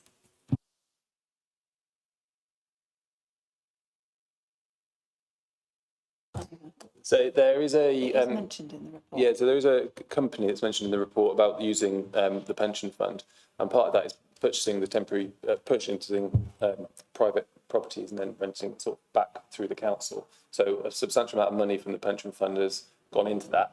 Can't remember the exact company name, but they're delivering properties in Gloucester, but also other local authorities around Gloucestershire using the whole pension fund. Off the top of my head, I believe that the vast number of properties they're delivering are within Gloucester City, with a few sort of in Tewkesbury and Cheltenham, but I don't think they've sort of gone too much further out than that. Thank you. Paragraph 3.22 on expenditure. You talk about the programme's forecast to spend 6 million. And it says the figure may change as the refurbishment costs for properties 16 and 17 have yet to be finalised. Just wondered if you could tell us for those two properties how long they've been, how long ago they were purchased, and why they're still not being used.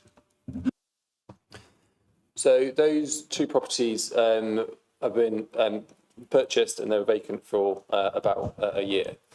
The issue with that came up with the procurement to refurbish the properties. So initially we were looking at refurbishing to an extent where there could be sort of fire sprinkler systems put in, and then we've scaled back that investment and try and make them sort of essentially fit for purpose. At the moment, we're on target to deliver those. There should be contractors in by the end of this month, and we're looking at, I think it's Q3, I think, for first residents to be in there. So they are being, the procurement process is going through as at the moment. It should be done by the end of this month, and then we should have people in by Q3, so I think it should be October time. Okay, that's fine. Any other questions or comments? No. Oh, sorry, to Karen, then Alistair. Thank you. Thank you, Chair. I just wondered, I see that all the accommodation is across 4 wards in the city, Kingsholm, Moorland, Hogsmeade and Barton and Treadworth. Is there any particular reason for the concentration in those areas, or is that just where properties have been available? It's a mix of reasons. When it comes to the provider that provides the support, concentrating some of the properties in certain areas is easier to manage. That's sort of one reason. Costings is the other. So if there's areas that are slightly maybe cheaper to buy properties, and the other areas is certain areas are more, as sort of Jeremy probably doesn't like, more concentrated with HMOs. So if we're buying a HMO, that's sort of the areas we might need to buy them. That doesn't mean that we're converting family homes, but the ones that are already converted, if they're already in Kingsholm and Warton, then that's where we've been purchasing them. Okay with that? Okay, Alistair Chambers, please. Thank you, Chair. There's been some really, really bad temporary accommodation properties that I've seen residents housed in. I've got some photos and videos on my phone of rats eating the baby's clothing and the baby's cot. The family was still left in the property even after raising this, and I raised it as well several times by email with photos and videos. Why did it take several months, I think about 3 months, to get the family moved out of the temporary accommodation where there was rats, and the rat removal chap had been there 3 or 4 times and failed to get rid of them? I wouldn't want to particularly talk on any individual case in a public forum, but I'm more than happy to take away any complaints that you might receive. And I haven't particularly seen or received any of these pictures or videos, so but if you're willing to send them to me, I'm more than willing to pick them up with any officers, but I don't particularly want to see them now.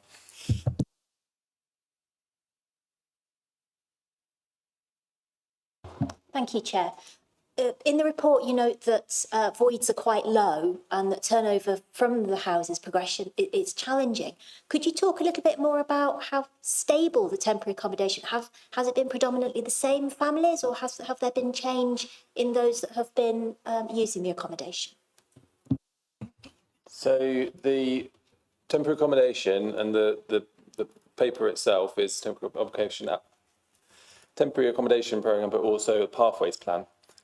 So the idea is that we're not sort of keeping people in temporary accommodation for too long. They should be coming through the system, having that assessment in a timely manner, whether that's being found priority need or whether that's accepted as homeless, and then they pathway through to more permanent accommodation.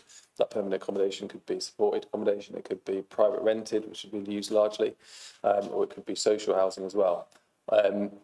So they're in there for that set amount of time that is required, but we wouldn't want anybody to be in more temporary accommodation for more than they need to. In particular, we wouldn't want any sort of families with children to be in temporary accommodation.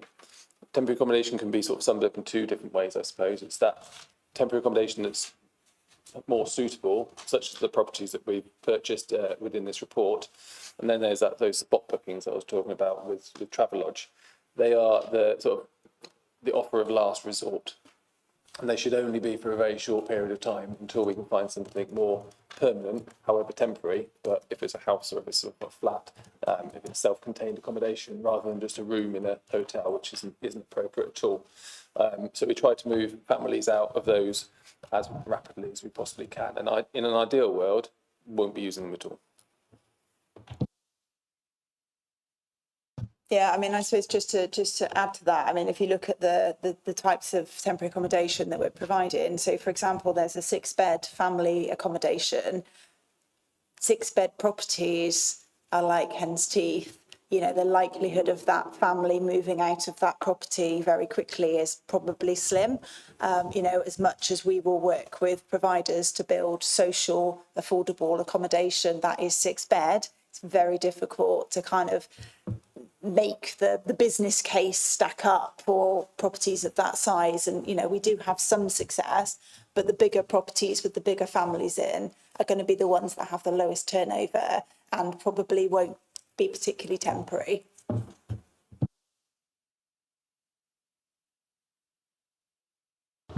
Thank you.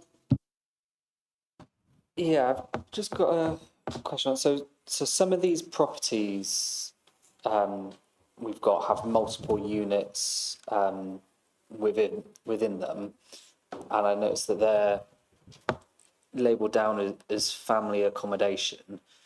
I'm just wondering, how appropriate do you think a building with multiple units within it could be for a housing families as opposed to individual properties? So there's one here, just looking at the very first one, property 1 as a 4-bed and a 2-bed within the one property. Is that I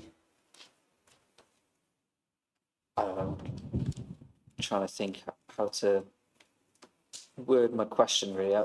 I just wondering what's the difference really between that specific property versus say property 3 that's a 4-bed, and then one of the ones further down that's there isn't a 2-bed one, but say like 18 that's a 3-bed.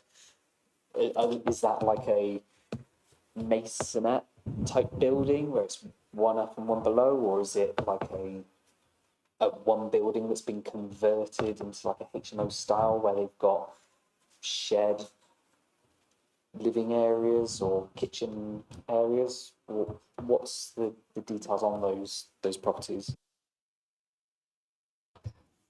So if it says family accommodation, there would be nobody else having access to the cooking or toilet facilities or bathing facilities in that unit. So family accommodation is a unit which is sealed for that family. So shared accommodation would be more HMO style, where mainly we would look to be providing bathroom facilities that are separate. The only accommodation that might be shared would be potentially a shared kitchen. But again, we would limit that as much as possible, depending on the makeup of the property, to just a couple of households. And when we say household, we mean kind of singles, couples, a family, we would call a family. So also I think, you know, we're also really careful when we place people to know who else is in an accommodation makeup. And we have to do that all the time with HMOs. You know, obviously the last thing we want to do is put two individuals that we know don't get on, for example, because that's not going to be nice to live in. But I think, you know, it's better doing it this way than potentially a family of 6, for example, could be occupying 4 hotel rooms surrounded by a number of other individuals with no facilities to be able to live in. So, you know, I think we manage it as best as we can, and we've designed the properties as best as we can, and it's definitely better than being in a hotel. Thank you. And the number of properties we've got here, do we feel that's potentially enough and meets demand? I'm just thinking back to my childhood. I was in a temporary accommodation for about 2 years while we were waiting for somewhere else to move into. I'm just wondering, maybe you touched upon before, you want to get people out of these and into somewhere more permanent as quickly as possible. It's more of a safe place to go for a period of time to settle it before you find that next stop. Are we finding that these are like constantly full? Do we have a huge waiting list for these? I mean, I know we've obviously got huge housing waiting lists anyway, but is this a strategy that we want to kind of try and promote and expand and get a lot more properties, or is this just something that we're using as a kind of stopgap in between at the moment? Unfortunately, I'd probably say that homelessness isn't going anywhere anytime soon. It'd be brilliant if we could sort of eradicate it, but unfortunately, that's not really the world we live in. So I do think there'll be a need for more of this type of temporary accommodation. The idea is to move away from that spot booking accommodation. So that's the whole aim of the game when it comes to this. So there's always going to be that need for temporary accommodation, whether it's families or singles. The way that we need to look at it is actually the pathway all the way through. So it's actually how are people entering the system and then not getting stuck in the middle, which is that temporary accommodation, and then there's that pathway out. As part of that is that moving towards that preventative approach. So over the last 2 years, we've already seen an increase in prevention figures of around about 30%, and a decrease in relief cases, which is that sort of absolute homelessness of 20%. So it's sort of trying to flip, so it's flipping it around. So actually people are getting prevented earlier. So that time in temporary accommodation, if they do need it, is shorter. So what we really need to do now is really drive forward that pathways out, because that will be the key to sort of resolving homelessness, if you want to call it, in the city, of all forms of homelessness. So it's looking at it collectively with the input, the middle bit in the middle, and then the output, not just sort of needing the more for temporary accommodation. But yes, the report does it does ask council to resolve that we'll be looking into the benefits of looking into more acquisitions, whether it's the same sort of model or whether there's other models around, which there are. That's what the officers will come back and present to us. Okay, so I've got, sorry to interrupt you, we've got to take a vote. Do we carry on for another 25 minutes? Yeah, so agree? Another 25? Yeah, thank you. So Liam, were you finished? Okay, so Sarge, Councillor Patel. Thank you, Chair. There was a headline today in the press that Gloucester has the highest rough sleeping rate in England. What more can we do as a council? We're talking about is temporary accommodations. to try and help those people that are rough sleeping, and also what can we do to discourage people from coming to Gloucester, because we seem to be an easy target, so to speak. And then just one other point I've got is in paragraph 3.15, where all the properties are listed. I noticed that there's a few properties where in the column property type, we refer to Afghan family accommodation, and then there's others which we have just referred to family accommodation. Is that standard practice, or for example, if there was Ukrainian families, would we be writing Ukrainian families? Because this could potentially be, someone could look at this and think, well, we could Hang about, potentially... sorry to interrupt you, can we just get their answer before we assume what people might think? Yeah, thank you. So, well, in terms of the rough sleepers, I don't think we're an easy touch or an easy place to go to. We follow the legislation, and we help people that need it. In terms of what was in the news, I don't particularly agree with that figure. The snapshot figure that the government used for all this sort of funding is based on the figure that's given in October. So when they do that one-off snapshot, and then throughout the year, just like all sort of other for homelessness and all sort of other services, you have sort of ups and downs. So I don't think it is overly helpful just looking at that sort of that one figure that's particularly high. I believe it's actually on the last snapshot is around 17.2 per 100,000. And then when you look at the funding per sort of head, in Gloucester, it works out to be about £12 per head per population. Oxford, I think, was also mentioned in that report, which is £11 per head, and then Bristol is £14 per head. So funding-wise, what we really need to do if we're wanting to really tackle rough sleeping is get more funding from central government to tackle it head on. We do have direct access for rough sleepers as well. So the provisions that we have in the city, I think, are very good, and officers do work incredibly hard to work with very complex individuals. Talking about the Afghan accommodation, as part of that £1.7 million grant, it comes under the Local Authority Housing Fund allowance. So we put bids in, which was that 1.7 million. Part of that local authority housing fund is for temporary accommodation, and then it's also for Afghan resettlement scheme. So they might give us 500,000, for example, and they might say, well, you need a 4-bed Afghan house and you need 2 3-bed temporary accommodation houses or something. And then that's the way that we're able to sort of make the money go further. So we get temporary accommodation as well as an Afghan property.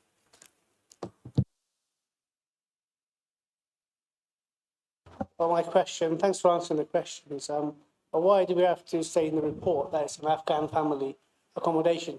In light of the current rhetoric that we see up and down the country, the division and hatred that we are seeing, things like this will simply encourage that.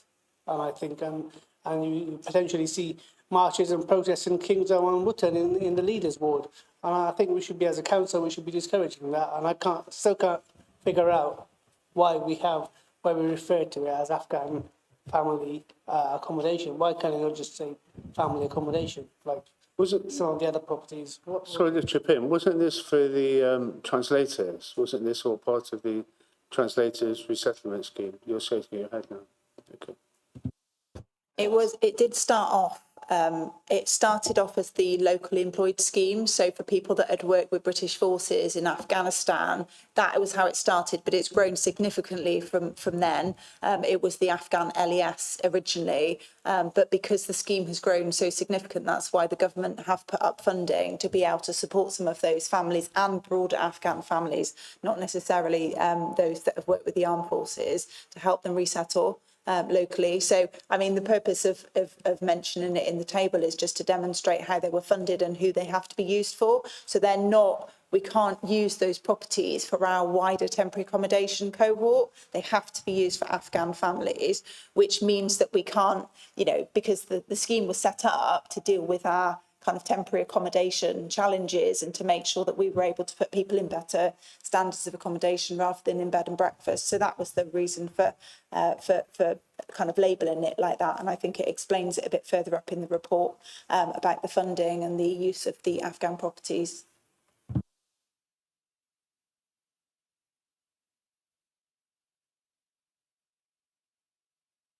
Yeah, just coming back on what Sarge said. Sarge, you weren't here in the pre-meeting. We all agreed with what you said already in the meeting. We didn't raise it because we thought we'd raise it by email privately. But what you raised, everyone here in the room that was at the pre-meeting agreed already with what you said. You would have been aware of that because you weren't there. So we all felt that it was not right the way they worded it, and it could have been worded another way because it could fuel hate. So we're all in agreement with the committee are with what you've said. Why can't those boxes just refer to family accommodation? Why does it need to specify? What actually happened, as Alistair outlined, was that we talked about this in our pre-meeting, and I'm choosing my words carefully now because we're in open session, obviously.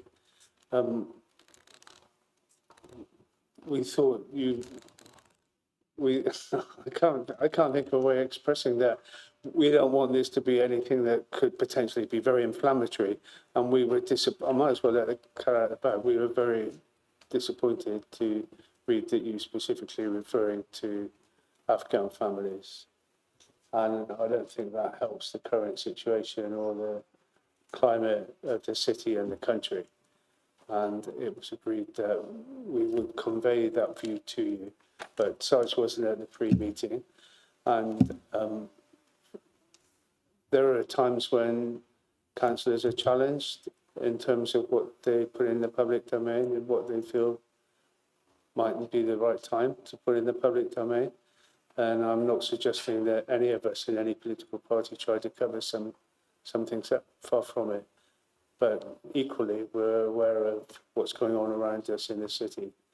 And it was an attempt to, I know that I'm going to, I don't want to say any more, but it was a very sensitive issue that we felt wasn't best served by referring to the nationality of people who those properties would be given to. We thought that was unfortunate.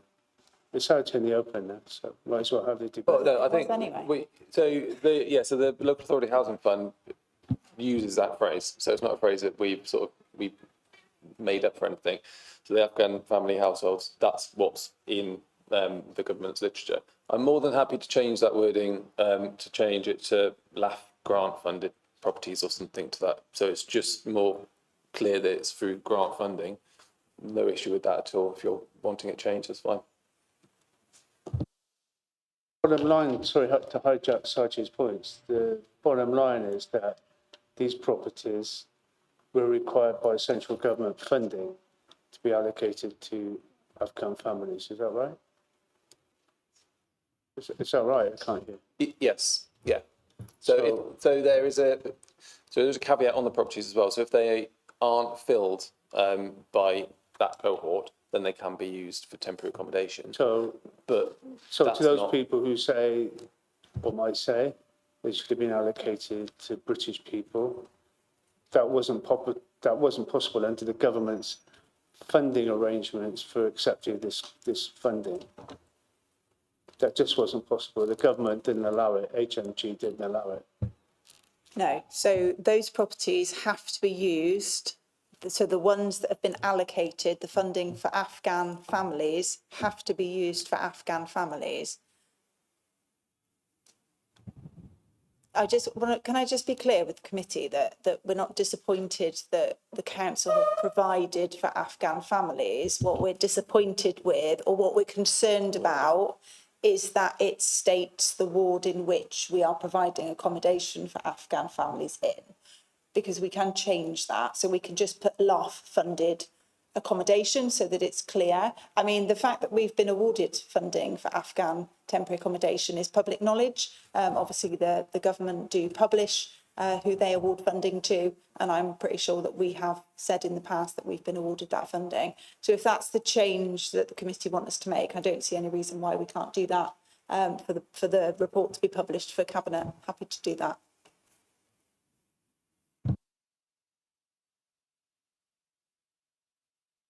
Three, but I just want to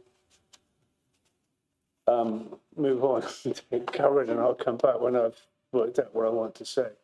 But I think the important thing here for me is to be aware of the sensitivity of issues like this and be careful naming groups of people, men and women.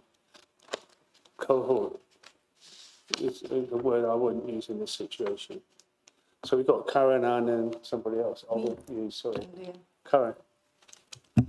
Thank you, Chair. I hope I'm wording this correctly, but I wanted to just clarify something that Ruth said, is that my concern certainly is for the safety of those Afghan families in those properties, not the fact that the properties are being allocated. Thank you. Yeah, I think, Karen, that's exactly where I'm coming from, because what I don't want to see is these residents who are living in these properties attacked, or flags placed outside their properties, or protests outside their properties like we've seen outside the Ibis Hotel and other hotels. So I think in light of that, I think it was very... I think I'm disappointed. Yeah. I've worked out what I want to say to you. I think I'm disappointed that it couldn't have been handled a little bit more sensitively. Well, the addresses aren't public and they never would be. So the addresses and where these properties are, nobody will know.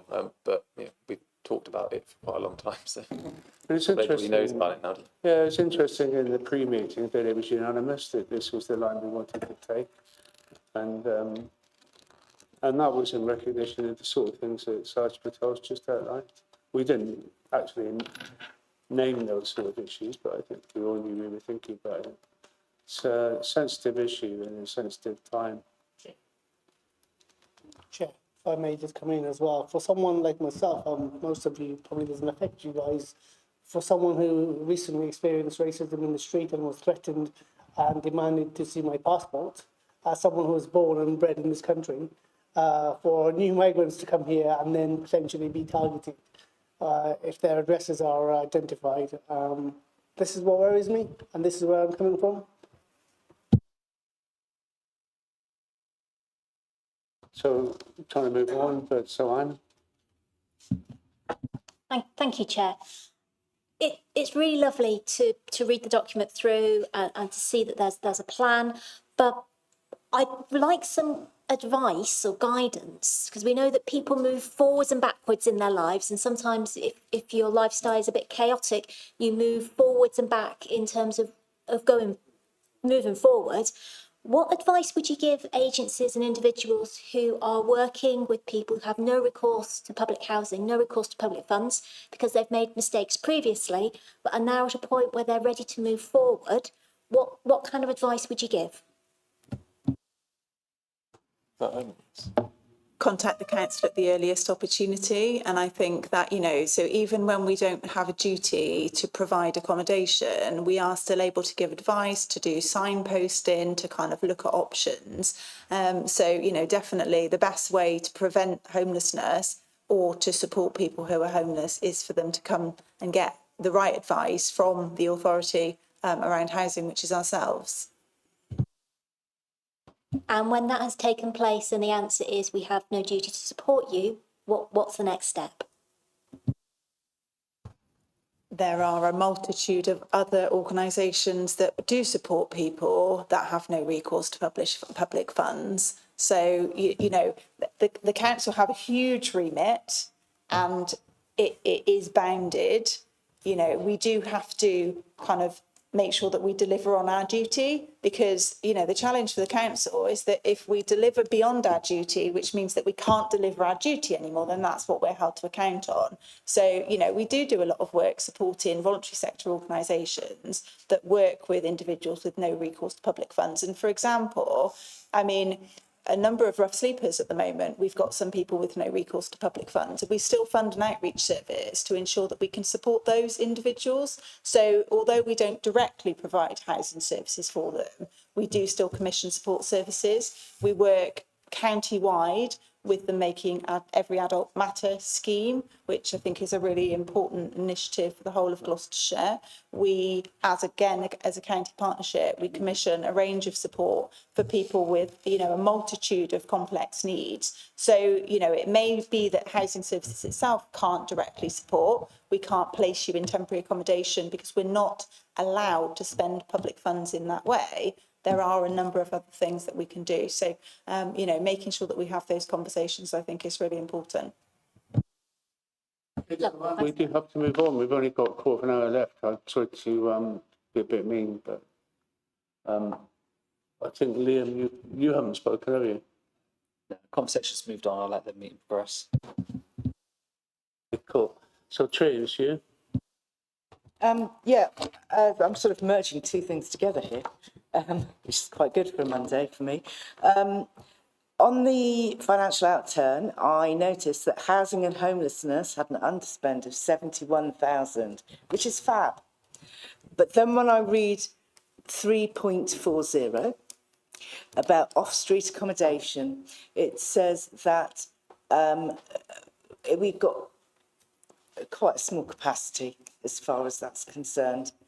Could money from the overspend not be used to increase that or to increase support for people who found themselves sleeping rough, to learn to manage tenancies and things like that, to stop that cycle of ending up back on the streets?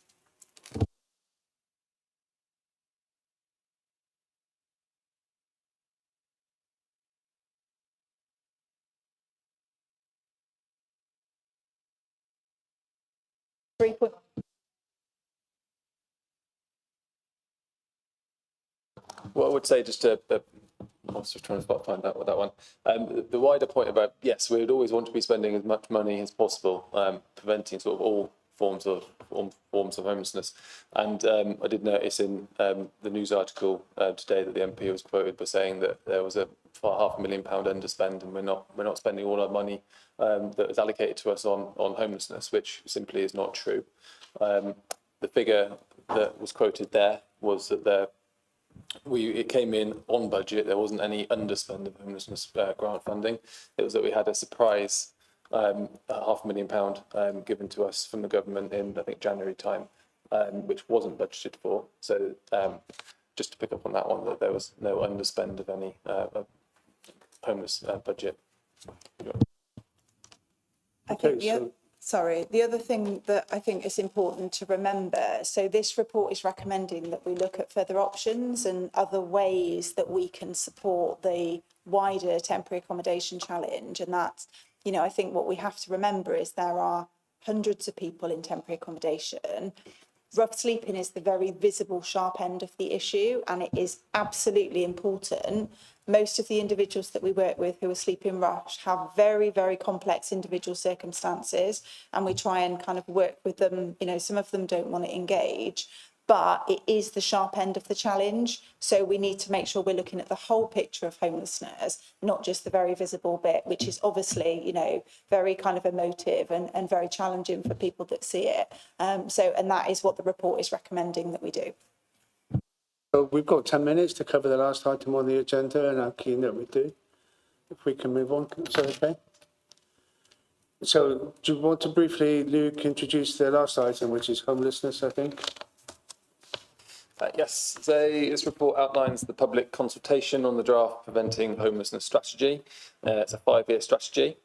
It sets out how we're going to intend to prevent all forms of homelessness across Gloucester over the next 5 years. The wider housing strategy, which is in the corporate plan, will establish the long-term strategic direction. The homelessness element has been brought forward in this sort of dedicated strategy to ensure sort of clear and focused response to the challenges that we have in the city. It's also a government requirement that we need a 5-year homelessness strategy. If adopted, it will outline the specific actions that we'll take to reduce homelessness, support vulnerable residents and critically change the lead into prevention approach across the service. It's a really important strategy to have in order to sort of really target those funds that we've been talking about in prior reports. Cheers, Luke. Thank you. So, Owen. So, Sorry, Chair. Can I just add that this is the start of a consultation process? So I know we're very short on time. So what I wanted to make sure members are clear on is that we're about to go out to consultation. Officers would be more than happy to have conversations with individual members, answer questions offline, you know, and receive feedback. So I don't want the committee to panic that we've not got very long on this, because there is plenty of opportunity. But I'm very keen we plough on. So, Owen. Thank you, Chair. And in light of what you've just said, under the definition of homelessness, it states that someone whose accommodation is a movable structure and there's nowhere it can lawfully be placed to provide accommodation. If you've been to Bristol recently, you will have noticed a lot of motorhomes and caravans parked up and people living in those. And I believe that Bristol City Council is now looking at options to make land available for those people to move to. Would something like that be possible in the city or in possibly beyond Gloucester at the moment? I think that's a very good question, and lucky Bristol City, they might have a bit more land than we do. I'd be really interested if anyone's got any suggestions as to where that land might be, because I think planning officers have been looking for such sites for many, many years and not been successful as yet. Anybody else? And can you make it brief, please? Thanks. Thank you, Chair. Anecdotally, when you chat to people who are rough sleeping, who present as homeless, many of them tell me that they have come from other places and they're not native of the city. Is that observation actually borne out with the data that you're engaging with? So it depends what sort of type of homelessness you're asking. There's that transient homelessness, maybe if you're rough sleeping, where they might be passing through, or they might be coming here because it's an urban centre, and obviously out of all of the Gloucestershire area, the two urban areas, isn't really Gloucester and Cheltenham. So that's sort of a natural draw. So there would be certain people that wouldn't have a local connection that would be drawn in. There was changes made to the homeless legislation. So when people present as homelessness, we sort of discount the local connection. So anybody can sort of present up to a certain point, and then we make a decision and we might refer them back.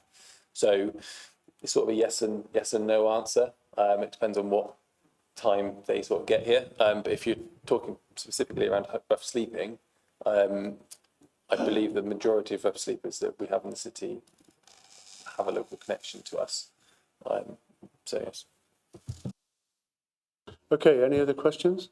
So there's a question from me. So if you look at the ARC, local homelessness data, that really is all pretty serious and highlights that there is a huge challenge to you and city administration to address the issues raised. If I can just quickly read out the penultimate bullet point. So it says here, the percentage of households where accommodation available for 6 months plus was secured when all duties came to an end is 29%. Gloucester is in the lowest, 25% nationally on this measure, standing at 254th out of 293 local authorities. The average for the other districts is 39%. This is also the lowest percentage when compared to the peer group of authorities. Gloucester has a high number of single applicants, which can be more challenging to place. So you have an enormous challenge. Successive administrations have not dealt with this perhaps as well as they might have done, and I don't envy you your task. My question is picking up something that Sarge Patel mentioned, I think it was Sarge, about are we convinced that surrounding authorities to Gloucester City are doing their bit in addressing issues around homelessness and not leaving it all to us to pick up the pieces? Because that's what it feels like sometimes. Absolutely not. I just day job, I do work for another local authority as well. So it's absolutely not the case. There's a huge partnership working across the whole of the county. I think that's one of the really strong points that we have as the county. There's definitely not this everybody goes to Gloucester. They do have all their own pressures across the different districts locally. So I don't particularly see that as a problem. Can we, at some stage we see comparative data, Gloucester City compared to Cheltenham, Cotswold, Forest of Dean and the other districts, so we can see, not saying you're not telling us anything but the truth, but it would be interesting to see what variations there are between Gloucester and the point that Anne was making, where people say, yeah, we've travelled here from somewhere else. That would be an interesting piece of work that I think we'd like to see quite soon, please. If you, so this is all public available information. So if you can just Google homeless dashboards, then it will come up with the statistics, and you can just pick different authorities.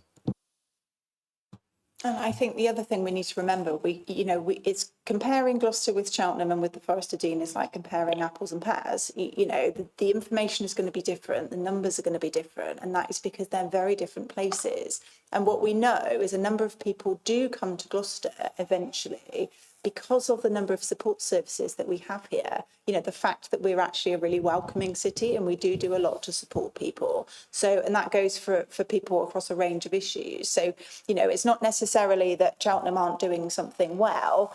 Sometimes it's personal choice. Some people will not come to Gloucester. They don't want to come to Gloucester to rough sleep. They would much rather rough sleep in the Cotswolds, somewhere that they're not going to get stumbled across by anybody. So, it is very personal, I think, rough sleeping. And, Gloucester is very unique. We're the capital city of Gloucestershire. Our challenges are different, and the makeup of our city is different. So I think it would be difficult to make any kind of robust comparisons against our district neighbours. I'm not laughing, I'm just laughing at the clock because, there's so much all of us want to say on this. Luke, if you can say more clearly and slowly the website we need to look at. Just the homeless dashboard, the government homeless dashboard. It's on the government website. Okay, I think I've got that. Okay, so we're in the last 3 minutes now. Yeah. Just to make sure definitely what you were saying about people moving around, so we were talking about homeless. In that, are you talking about street homeless or homeless in that? Because I guess those are two very different things. It was very much street homeless if they're sort of transient, sort of moving through, which is one sort of cohort. But yeah, homelessness is so complex and so many different sort of individuals. But primarily the ones that don't have a local connection might be more likely to be rough sleepers.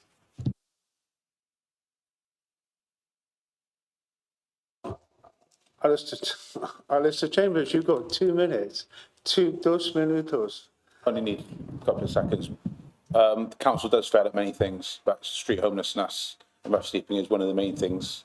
I wanted to walk around with you at some point, and I still want that walk around if that's okay, because it's seeing a 16-year-old girl in her bare feet in Gloucester isn't a nice thing to see, and seeing the same people on the streets isn't good. And I'm not holding you to it, Luke. It's been the same year on year before you, and hopefully it'll get better. But it's one thing that this city does fail on, and I haven't seen the report, but if it's true, everyone's saying that it's one of the worst in the country.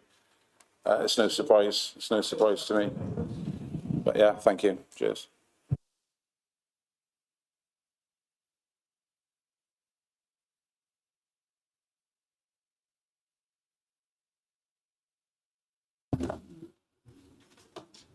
Any other comments, questions? No, thank you, everybody, for attendance. Thank you especially to Declan for doing the majority of the work on the finances, and your team. Can you thank Hadrian and Alison? Thanks very much, everybody. Thanks for your questions. Howard, you haven't said a word. Are you okay?